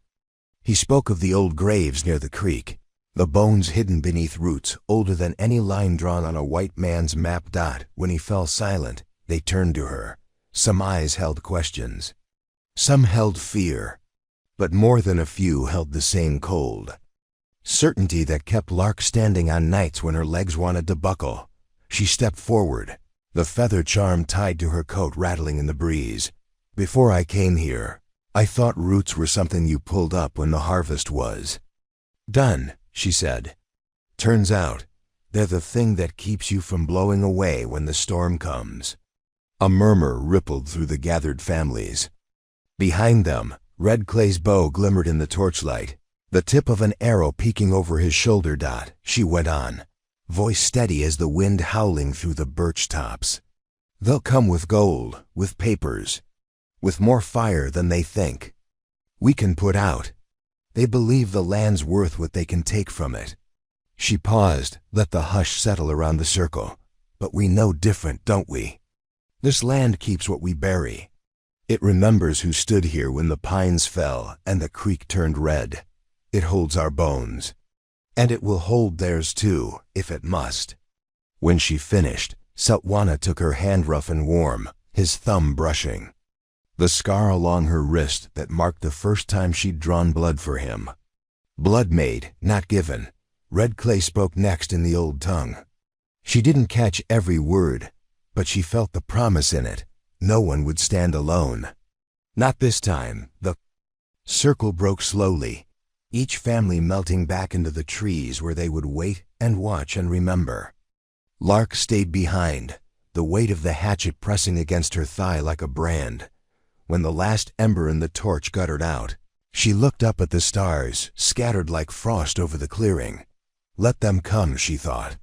Let the law and its ink and its hired wolves try to swallow this place whole. Some things are too wild to choke down, and Dry Hollow would teach them that lesson one root at a time. This story took us a long time. If you like it, subscribe. Now back to the story. The first spring thunderstorm cracked open over Dry Hollow the same night the Territorial Guard came back. It rolled in low and mean from the western ridge, lightning flickering behind the clouds like cannon flashes. Lark felt the pressure in her chest hours before the rain started, a tension that made her teeth ache in her palms. Sweat around the worn handle of her father's hatchet. Satwana had been gone 3 days on the North Trail, scouting the pass where Carver's wagons might slip through. He returned at dusk, rain dripping from the ends of his braids, his eyes sharp as the flint blade he wore at his side. "They have new men," he said. "Paid ones. Not soldiers, trappers, rivermen. They come hungry." Red Clay stood by the hearth, fletching arrows by the glow of the coals. "Outlanders. They don't care what paper says. Only what the governor pays in gold." Lark didn't answer. She wrapped her shawl tighter around her shoulders, feeling the storm in her bones. She'd known this kind of fight before, men who'd trade their honor for whiskey and a few coins, who'd cut a throat in the dark and blame the wolves come morning. "They come tonight?" she asked. Sete nodded once. "They will wait for the rain. Think it hides their smell." Red Clay's mouth twitched his closest thing to a grin. The forest is not blind when the sky opens. They made ready in silence. Lark checked the rifles. Chamber twice. Laid the traps by the door where the floorboards creaked, just enough to guide a careless boot. She pulled the old feather charm from the wall, tied it into her braid so it brushed her cheek when she turned her head. She could feel the damp air press against the cabin seams, rattling the shutters like bones in a medicine bag. When the first drops fell, Sete slipped into the shadows beyond the door, his bow held low, steps soundless on the wet pine needles. Red Clay followed, trailing the scent of pitch and wood smoke.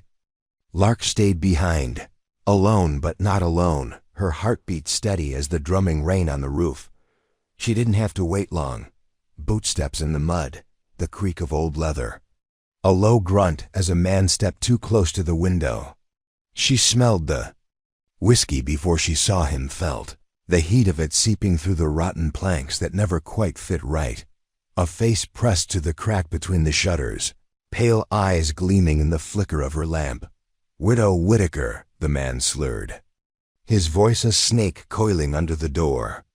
"We got no quarrel with you. Come out quiet, and maybe the boy don't bleed." Lark set her palm on the hatchet's handle. She could see his outline now, shoulders hunched, a blade glinting in his fist. She thought of Sate somewhere out there, under the dripping boughs, moving like the ghost she'd taught him to be. "Come in." "Then," she said, her voice soft as the wind threading through the cabin's cracks, "come take what you think you're owed." The door burst inward, muddy boots slipping on the slick threshold. The first man fell to one knee, cursing. The second stumbled over him, pistol raised, breath steaming in the lamplight. Lark swung the hatchet in a tight arc, the blade biting deep into the soft flesh where shoulder met neck. Blood sprayed across the doorframe, bright and quick. The pistol fired wide. The shot took a chunk from the hearthstone, but missed her head by a thumb's width. The echo rolled out into the clearing and answered with a scream that cut off too. Fast to be human, Setwana's work, the man with the pistol tried to stand, eyes wide and rolling like a horse spooked by fire. Lark kicked him back into the doorway, pressed the barrel of the rifle to his chest. "You picked the wrong hollow," she said, and squeezed the trigger. His body slid into the mud outside, rain already washing the blood into the roots. More boots, further off. Shouts tangled in the downpour. Then a crack like lightning, but sharper red clay's bow speaking its truth into the dark. Lark stepped onto the porch, hatchet dripping, rifle still smoking. The thunderhead split overhead, spilling blue fire through the trees. For a breath, she saw them all, men crouched behind stumps, two by the creek, one with a torch half raised but fumbling in the rain. Satay moved behind him, a ghost wearing the shape of her son, the knife in his hand a promise. She saw the flicker of fear on the trapper's face when he realized. The forest wasn't hiding him, it was delivering him. The torch dropped. Sats. Blade rose. When the storm finally broke apart, dawn found dry hollows soaked but unburned. Satay stood at her side by the cabin stoop, eyes rimmed red with the night's work. Red clay gathered the arrows that could be pulled free, wiping them clean in the wet grass dot. They buried the ones who didn't crawl away. Not out of mercy, Lark knew the wolves would find them soon enough, but because the roots like to keep. Count Dot. She stood over the last shallow grave, hatchet across her shoulder. The rain now just a fine mist that clung to her lashes. "They'll come again," Satay said beside her, voice flat with certainty. Lark breathed in the damp earth, the scent of pine and wet ash. "Then so will we." She turned back toward the cabin, the feather charm brushing her cheek, the sound of the creek swelling in her chest like a drum, roots deep, hands ready, heart unbroken. Dry hollow stood. And so would she. This story took us a long time. If you like it, subscribe. Now back to the story. The storm left Dry Hollow slick and raw. The land turned to black mud where boots had churned it during the fight. Ash drifted from the birch stand, carried by the restless breeze that still smelled faintly of wet pine and burned canvas. Lark rose before the dawn bell, her knees stiff as old hinges, her hands stained darker than any soap could scrub clean. Red Clay sat by the hearth, legs folded, his bow across his lap. He was carving new arrowheads from river stone, each scrape of the blade a note in a quiet song that only the two of them seemed to hear. Setwana slept near the door, one hand resting on his hatchet, his breath slow but restless. Even in sleep, he twitched at every creak of the wind. Lark stepped out onto the porch. The wind tugged at her braid, rattled the feather charm she'd tied into it after the first fires. It felt heavier now. Maybe it carried all the stories she'd whispered to it in the dark. She scanned the tree line, the creek's low murmur, threading through the hush like an old hymn. They'd buried the trappers shallow, wrapped in rough cloth, stones piled on their ribs to keep scavengers at bay. She knew the forest would take them quick. Bones fed roots. Roots fed the creek. And so the debt circled back, over and over. By mid-morning, the watchers returned. Families came in twos and threes, children perched on hip or back, all eyes wary, but determined. A hush passed through the clearing as they gathered by the old birch stump where Lark split her kindling. There were no drums this time, just the low hush of people who'd learned to listen when the land spoke first. Setwana stood at her right hand, Braid's neat flint blade hanging from his belt like a promise carved from stone. Red Clay took up position at the stump, arrowhead in hand, tapping the rhythm of an old story she could only half remember. One of the older women stepped forward. Her name was Hetty Crow, hair braided with bits of dyed string, her eyes sharp behind crows. Feet deep as the gorges west of the ridge. "You stirred the nest," Hetty said, voice rough but steady. "They'll come again, maybe not tomorrow. But the governor doesn't like to lose. Lark folded her arms over her chest. Let him come. Hetty nodded, mouth twitching as if she might smile. So we stand. The murmur from the others was like wind.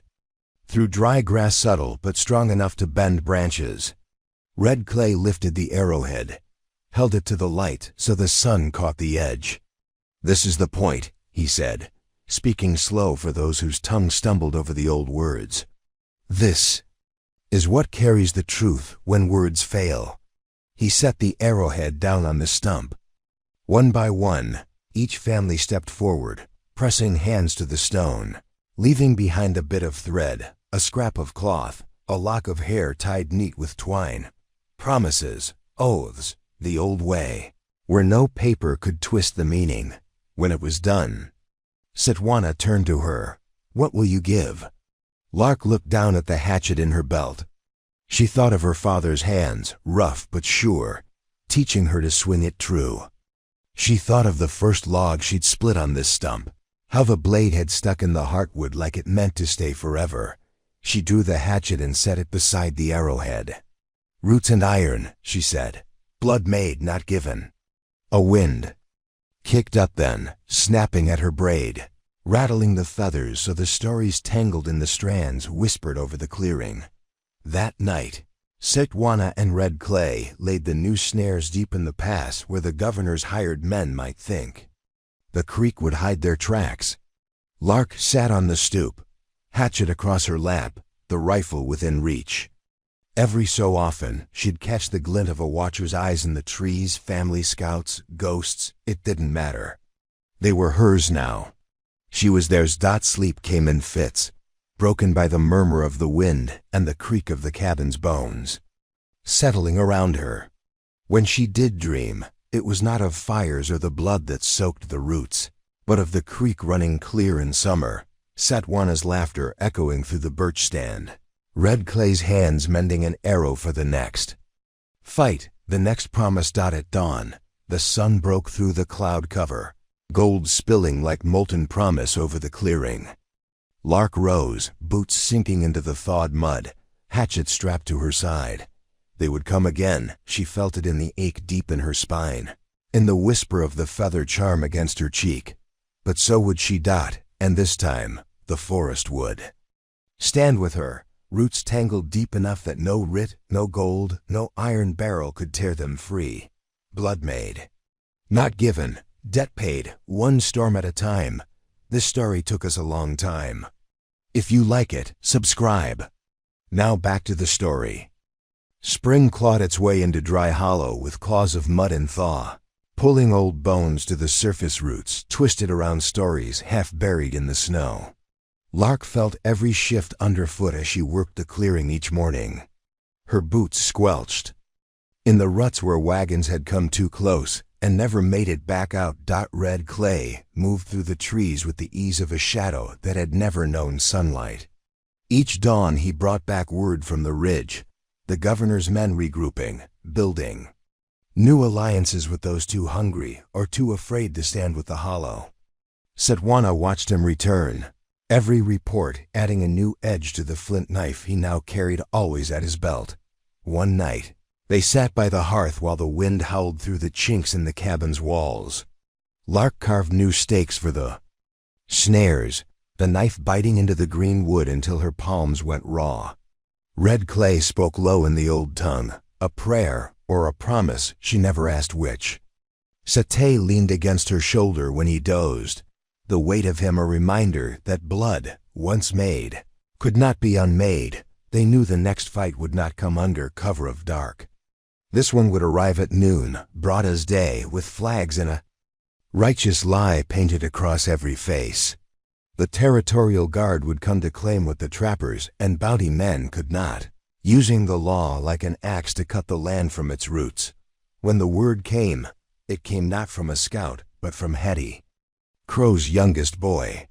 He ran barefoot through the pines, his breath smoking in the morning chill, tears cutting lines through the soot on his cheeks. They come with wagons, he panted. They got guns, big ones. Brought the preacher too. Says they'll bless thee. Land clean once you're gone. Lark stood from the stump where she'd been binding a fresh feather charm for the door. She felt the weight of the boy's words like iron dropped into her gut. She turned to Red Clay, who was already fitting an arrow to his bowstring. Though there was no enemy yet in sight, "They'll want us to stand in the clearing," she said, "to make a lesson of it." Sitwana's eyes flashed, the same flint edge that lived in his knife now burning in the set of his jaw. "We stand where they don't see us coming." That evening, the forest grew restless. Women gathered their children closer, hands pressed to the old birch trees like the bark could lend them its strength. Men wrapped rawhide around axe handles. Heads bent together, words traded in whispers that never touched the wind. Lark gathered the last of her traps from the root cellar, her breath white in the lamplight. Satay knelt beside her, packing the oil pots they'd once used to torch the guards' fences, each tin a promise, each wick a tooth she meant to bury deep in the throat of whatever came for them next. At dawn, the wagons rolled in. She watched. From the ridge above the clearing, hatchet at her belt, the rifle's barrel slick with mist. She saw the preacher first thin as a fence post, hair pale as the frost still clinging to the creek banks. He lifted his hands high when they reached the stump, his voice carrying like a knife through the trees. "Children of the hollow, come down. There will be no more sin here, no more shelter for the savage. Come down and be made new." Lark's laugh cracked out before she could stop it, low and dark, startling the crow perched overhead into flight. Red Clay's hand found her elbow. "They wait for you to step into the clearing. Make you a story they can twist." She nodded. "They'll get no story today." Sitwana was already gone, melted into the underbrush like the ghost he'd learned to become. She tracked him by the flicker of the torch he carried, the flame smothered and flaring as he dipped behind the wagons. She could almost hear his heartbeat under her own, a twin drum echoing through the roots. The preacher droned on, words scraping against the hush that held the forest still. "Bring them out," he ordered the guardsmen at last. "Tear down the cabins. Burn the poison from this place." They never saw Red Clay's arrow until it pinned the preacher's sleeve to the stump. The man shrieked, flailing like a hooked fish. The first guard raised his musket, mouth open to shout only for Sitwana's torch to roar to life, oil pots cracking under the wagons. Fire licked up the canvas, caught the powder barrels stacked carelessly near the wheels. The clearing bloomed.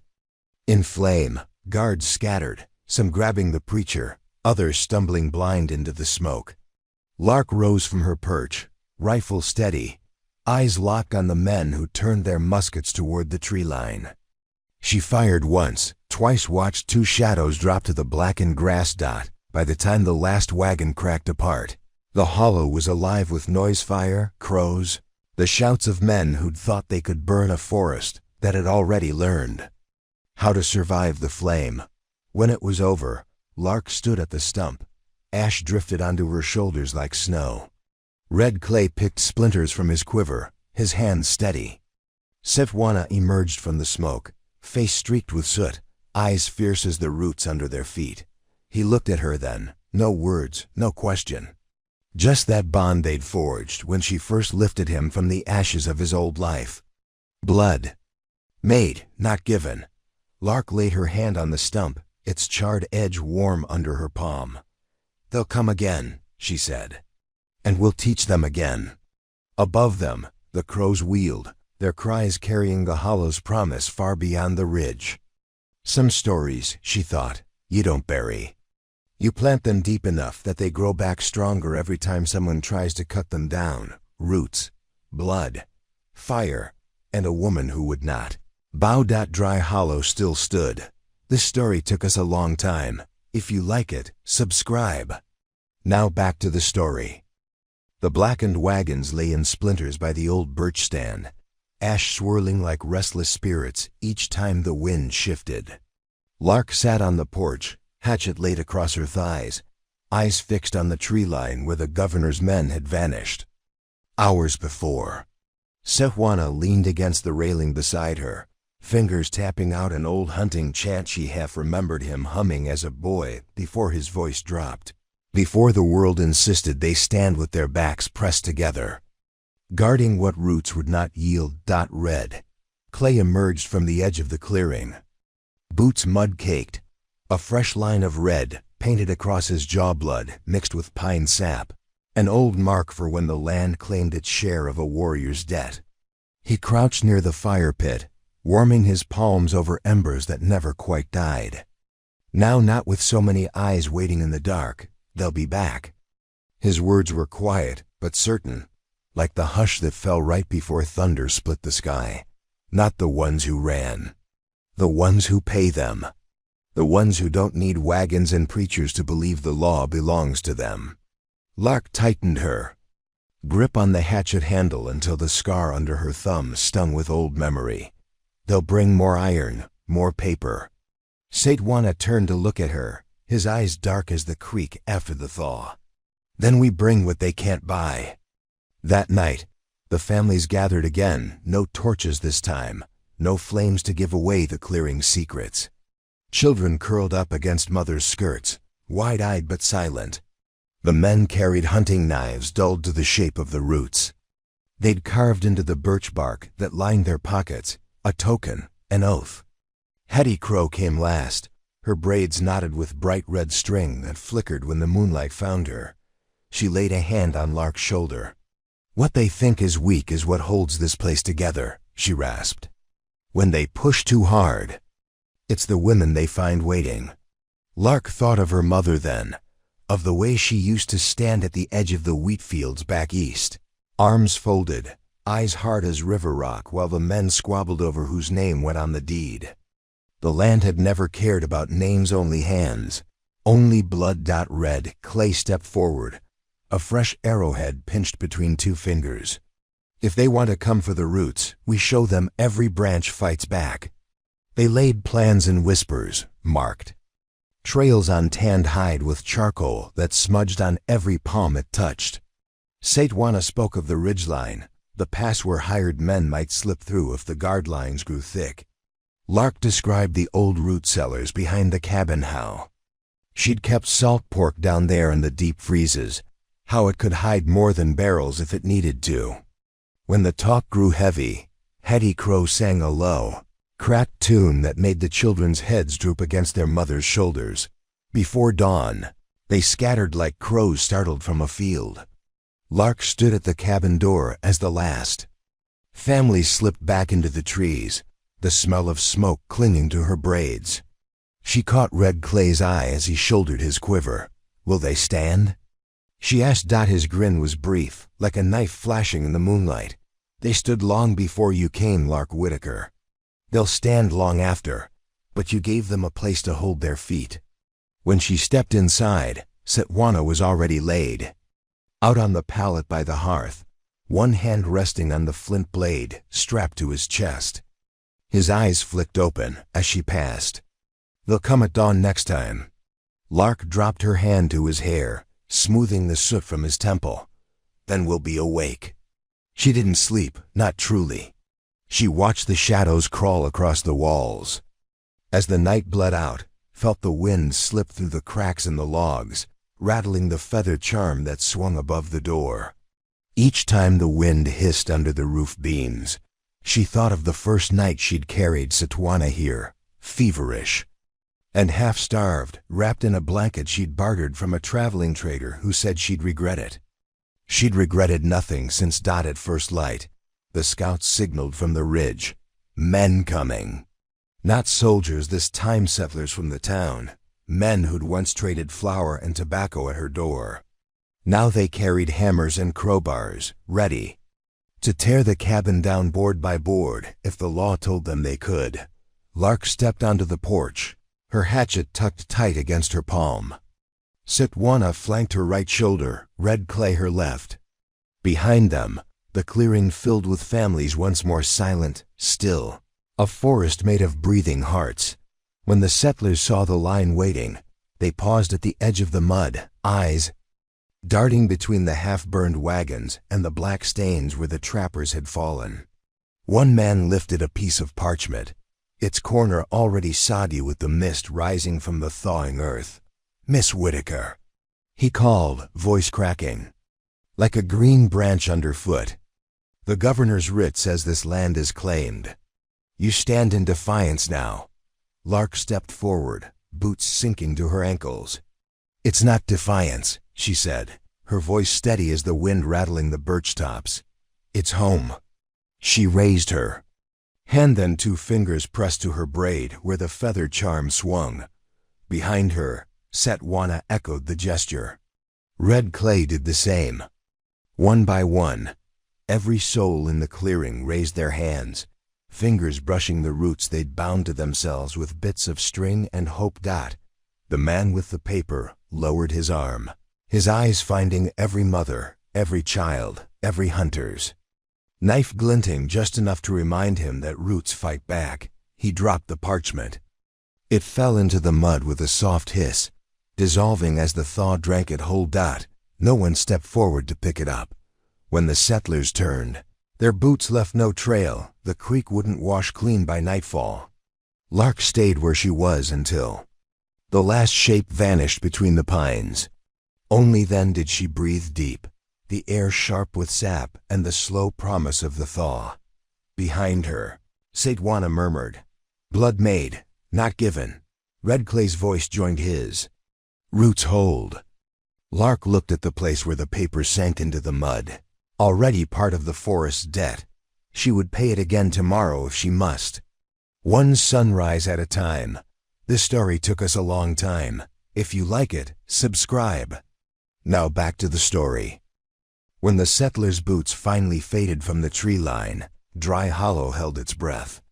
Lark stood in the churned mud until the sun lifted past the ridge, its light falling on the churned tracks like a promise to bury them soon enough. She could hear the creek running under the thaw, louder than it had in weeks, a song of roots and stone, the sound of something that could not be carried away by the wind.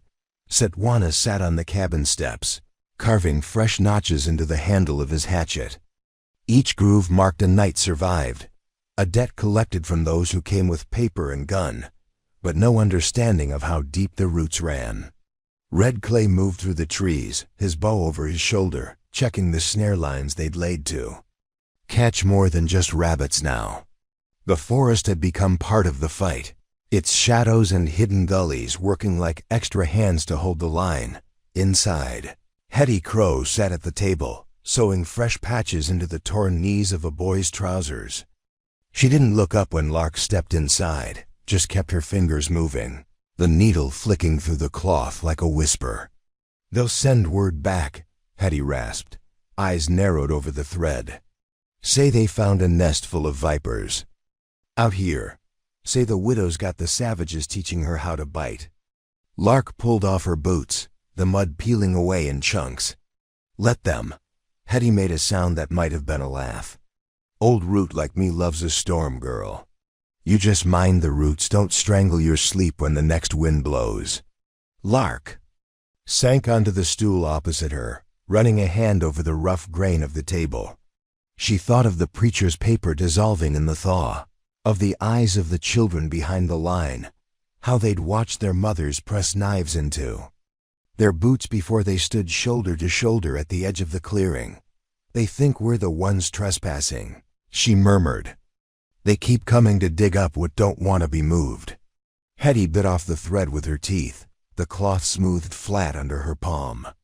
That's the way of men who never learned to plant anything deeper than their pockets. They stayed there. A while, the hush between them stretching wide. Outside, the crows had returned, hopping through the churned mud, picking at the scraps left behind by the failed raid. Red Clay's whistle rose from the edge of the stand, a low, steady note that told her the ridge was clear, at least for now. By dusk, the families had returned to their hidden cabins deeper in the stand. Lark watched them slip through the trees, every figure a whisper of trust she could feel in her bones. The kids tugged at mother's skirts, eyes darting back at the clearing, at the cabin with the feather charm swinging above the door. A promise, a warning. Setwana sat beside her on the porch steps as the night pulled its shadows tighter.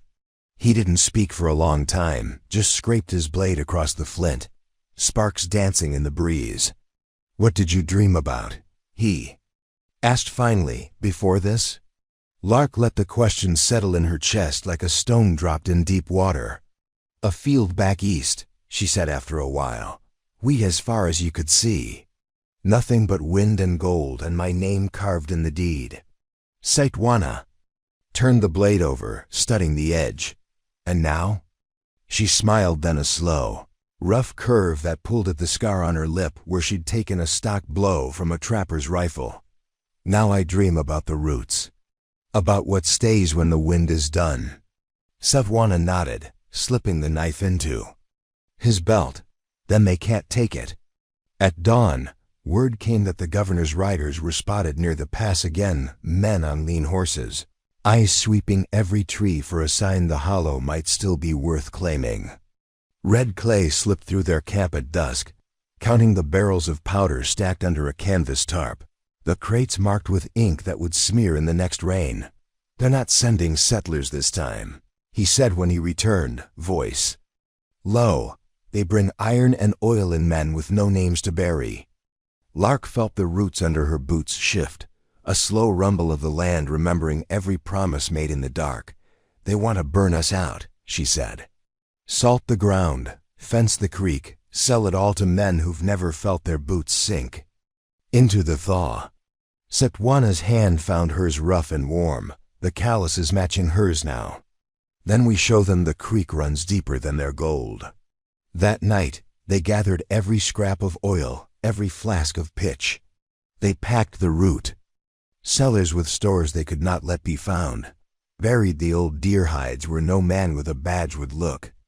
Hetty Crow blessed each doorway with her cracked voice, a tune that sounded like wind through dry grass, but held the weight of centuries. When the flames came, when the riders slipped into the hollow with torches held high, guns slung loose. Like they thought they wouldn't need them, Lark was waiting. She stood by the birch stump, hatchet tucked at her hip, Red Clay's arrows whistling overhead before the first torch could find dry bark. Saitwana struck from the shadows, the creek rising behind him like a ghost's breath. One by one, the torches fell into the mud. The oil spilled harmless into the thaw. The riders fled at dawn, their iron left smoldering in the ash. The governor's name meant nothing to the creek that kept running. The roots took what was left burned. Boots, scraps of paper, the smell of iron and fear, and drank it down like rain. When the sun rose, Lark leaned her shoulder against the birch stump, the hatchet warm in her palm. Saitwana crouched at her side, fingers tapping that old chant into the churned earth. Red Clay sat cross-legged at the edge of the clearing, scraping new arrows from the bones they'd dug up near the creek bones, older than any name written.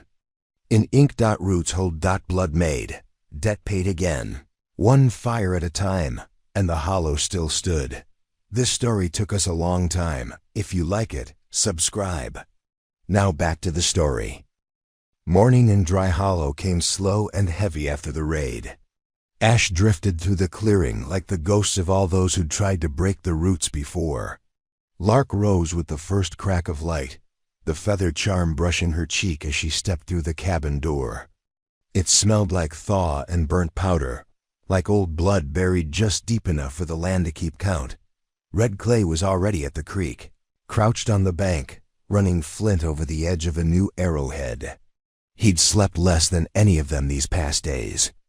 Saitwana moved through the trees behind him, setting fresh snares where the ground was soft and the brush thick enough to catch more than just a rabbit's paw. Inside the cabin, Hetty Crow stirred a pot of cedar tea.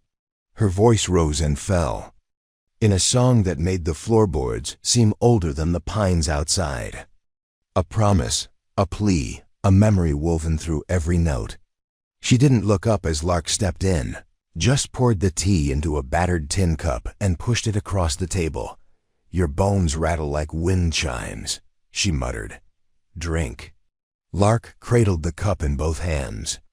Her palms were raw where the hatchet's haft had rubbed them, raw the night before marks that felt like roots digging deeper each time the governor's men came back. She drank slow, the steam curling around her face like an old friend. "They'll gather more men," Hetty rasped. "More wagons, a new preacher with a new promise." Lark's mouth curved around the rim of the cup. "Then we'll bury that promise too." When dusk came, the scouts brought word from the ridge. A fresh trail of riders headed south from Cedar Hollow Bounty. Men and drifters who'd never cared what flag they knelt under so long as the gold was clean. Sitwana traced the path in the dirt behind the cabin, marking where the creek split and the ridgeline dropped low enough to hide a dozen horses from any pair of eyes. Too proud to look down. "They'll come at night," he said. "They think the dark belongs to them." Red Clay squatted beside him, eyes flicking to Lark. "We show them whose ghosts live in these trees." That night, the families gathered at the edge of the birch stand. No fire, no drums, just the low rustle of wind through bare branches. Mothers tied bits of cloth around their children's wrists, a sign to the roots that these lives were off limits to the dark. Old men knelt and pressed their palms to the thawing ground, whispering names that had been buried long before the first writ ever carried a governor's seal. Lark watched them from the stoop, the hatchet balanced across her thighs. She remembered the first time she'd held it, her father's hands over hers, guiding the swing, teaching her that some things only split when you hit the grain just right. She felt that same lesson now, humming under her ribs. Split them at the grain. Let the roots drink deep. When the riders came, they came quiet, boots muffled in the mud, horses left tethered at the pass where the ridge broke. They slipped through. The birch stand in twos and threes, blades low, eyes wide for any glint of light. Sitwana struck first, just a whisper of a shape behind one man's shoulder, the flint blade carving the air before the man's throat could call out. Red Clay's arrows followed, each one stitching the dark together until it hummed like a drumbeat in Lark's ears. She moved through the clearing like a memory come alive, the hatchet swinging in slow arcs that caught torchlight and blood in equal measure. She felt the roots under her boots, felt them shiver each time iron fell to the thawed earth. When the last rider fell, the creek roared louder than the men's dying gasps. Lark stood by the birch stump, breath steaming in the dark. Sitwana crouched beside her, knife slick and steady, eyes scanning the trees for any sign they'd missed one. "They'll say we're monsters," he said. Lark smiled, a thin, crooked thing that tasted like cedar and iron. "Good. Monsters don't bend when the wind comes." Red Clay stepped from the trees, his bow still half raised. "They'll come again. Let them," she said. "Roots hold." At dawn, the families returned to the clearing, hands brushing against each other as they checked for the living, eyes searching for the dead. Hetty Crow tied fresh red string through the children's hair, whispering the names of each who'd stood watch in the dark. The crows wheeled overhead, their calls sharp enough to cut the hush that settled when the sun rose. Lark pressed her palm to the birch stump. The roots answered her in the hush under her ribs, in the burn of her hands where the hatchet had bitten too close. Blood made. Not Given Dot and Dry Hollow still stood. This story took us a long time. If you like it, subscribe. Now back to the story. The thaw came hard after the riders fell. Dry Hollow turned to a sea of churned mud and black roots tangled in every footprint left behind. At dawn, the creek rose over its banks, swallowing the last bloodstains before the crows could find them all.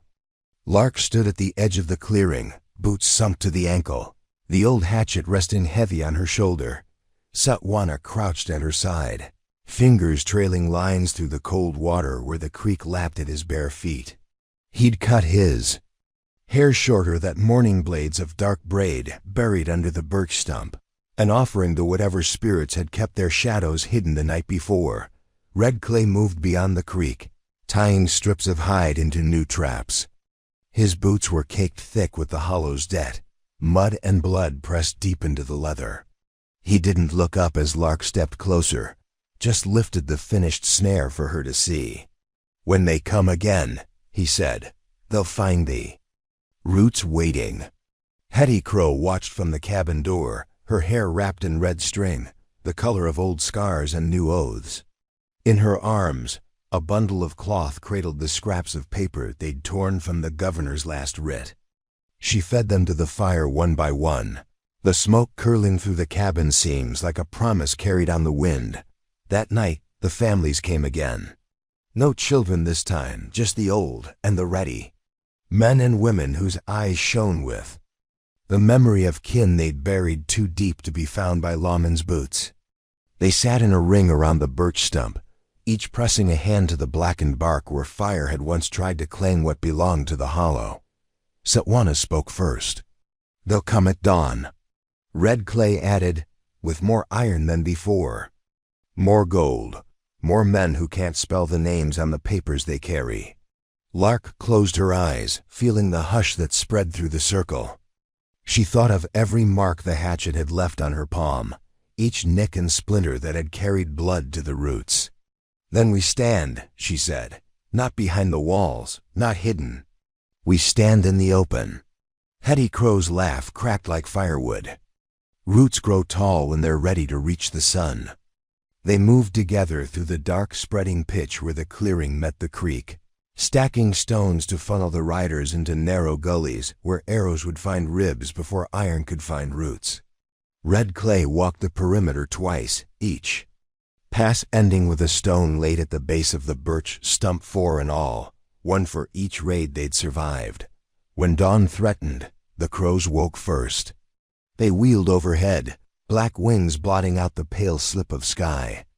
Lark watched their shadows stretch across the clearing, the feather charm at her braid catching the wind like a whisper that grew teeth. The riders came, loud hooves pounding through mud that sucked at their boots, iron barrels flashing between, branches stripped bare by the thaw. At their head, a man wrapped in a preacher's coat carried a cross lashed to a pole, its wood splintered and pale against the rising sun.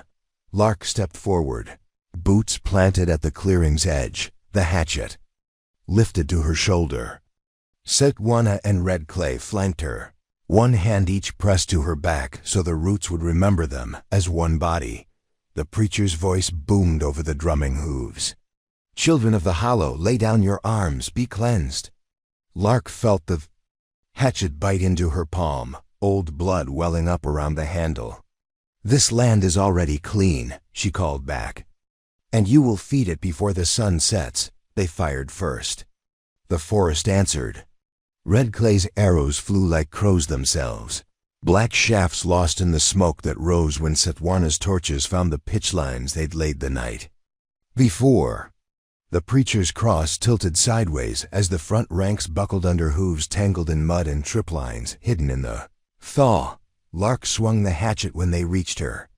Iron clanged against the old steel, but the roots under her.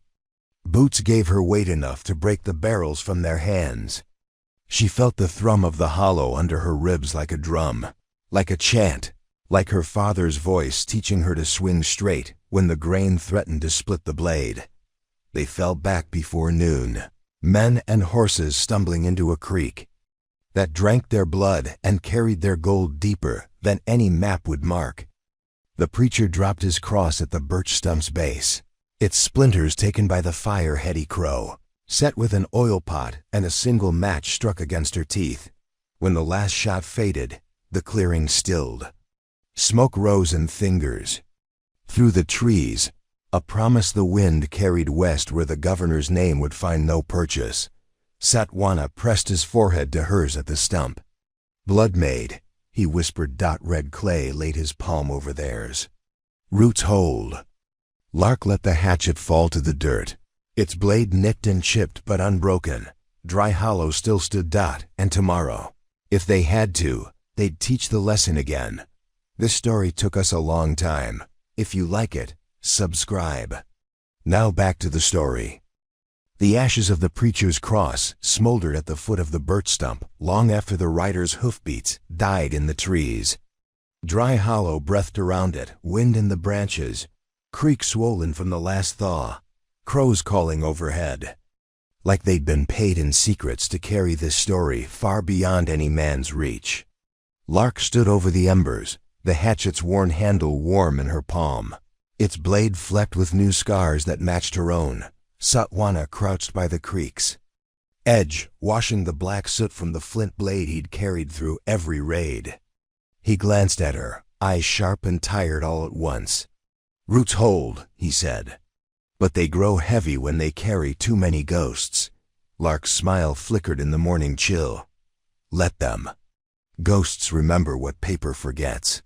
Red clay moved through the stand like a rumor, never where a man looked, but always where the wind carried. The ashes of the preacher's cross smoldered at the foot of the birch stump long after the rider's hoofbeats died in the trees. Dry hollow breathed around it, wind in the branches, creek swollen from the last thaw, crows calling overhead. Like they'd been paid in secrets to carry this story far beyond any man's reach. Lark stood over the embers, the hatchet's worn handle warm in her palm. Its blade flecked with new scars that matched her own. Satwana crouched by the creek's edge, washing the black soot from the flint blade he'd carried through every raid. He glanced at her, eyes sharp and tired all at once. "Roots hold," he said, "but they grow heavy when they carry too many ghosts."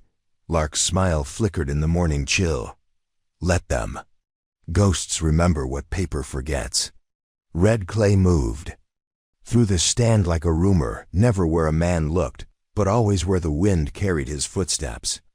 He knelt at each of the 4 stones laid around the stump, pressing his thumb into the frost-slicked earth. A word for each fallen name. A promise that each one fed the hollow's memory. Hetty Crow sat on the cabin stoop, her knees wrapped in a patchwork blanket that had seen more winters than the governor's bloodline ever would. She watched Lark the way old trees watch the last branch to bend quiet.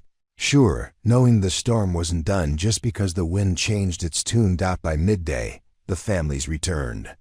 They came slow, moving like shadows through the birch, children pressed tight to mother's hips, old men bearing cuts across their knuckles that still bled sap and iron in equal measure. They didn't cheer, they didn't speak. They laid hands on the stones, one by one, leaving bits of cloth, braids of horsehair, scraps of bark charred at the edges. Oaths that would hold longer than any writ. Lark stepped among them, her boots sinking into the soft earth where the creek had spilled its secrets. She felt the feather charm at her braid brush her neck a tickle, a reminder that this story, too, would carry on the wind when her voice failed. Satwana joined her, palm pressed to the hatchet's worn handle. "They'll send word to the east," he murmured. "Tell them the hollow's cursed, that the roots bite any hand that tries to dig them up." Red clay snorted. "Good.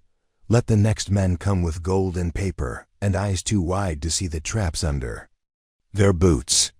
Hetty Crow laughed, a sound like branches snapping under a fresh snow. "They'll come," she said.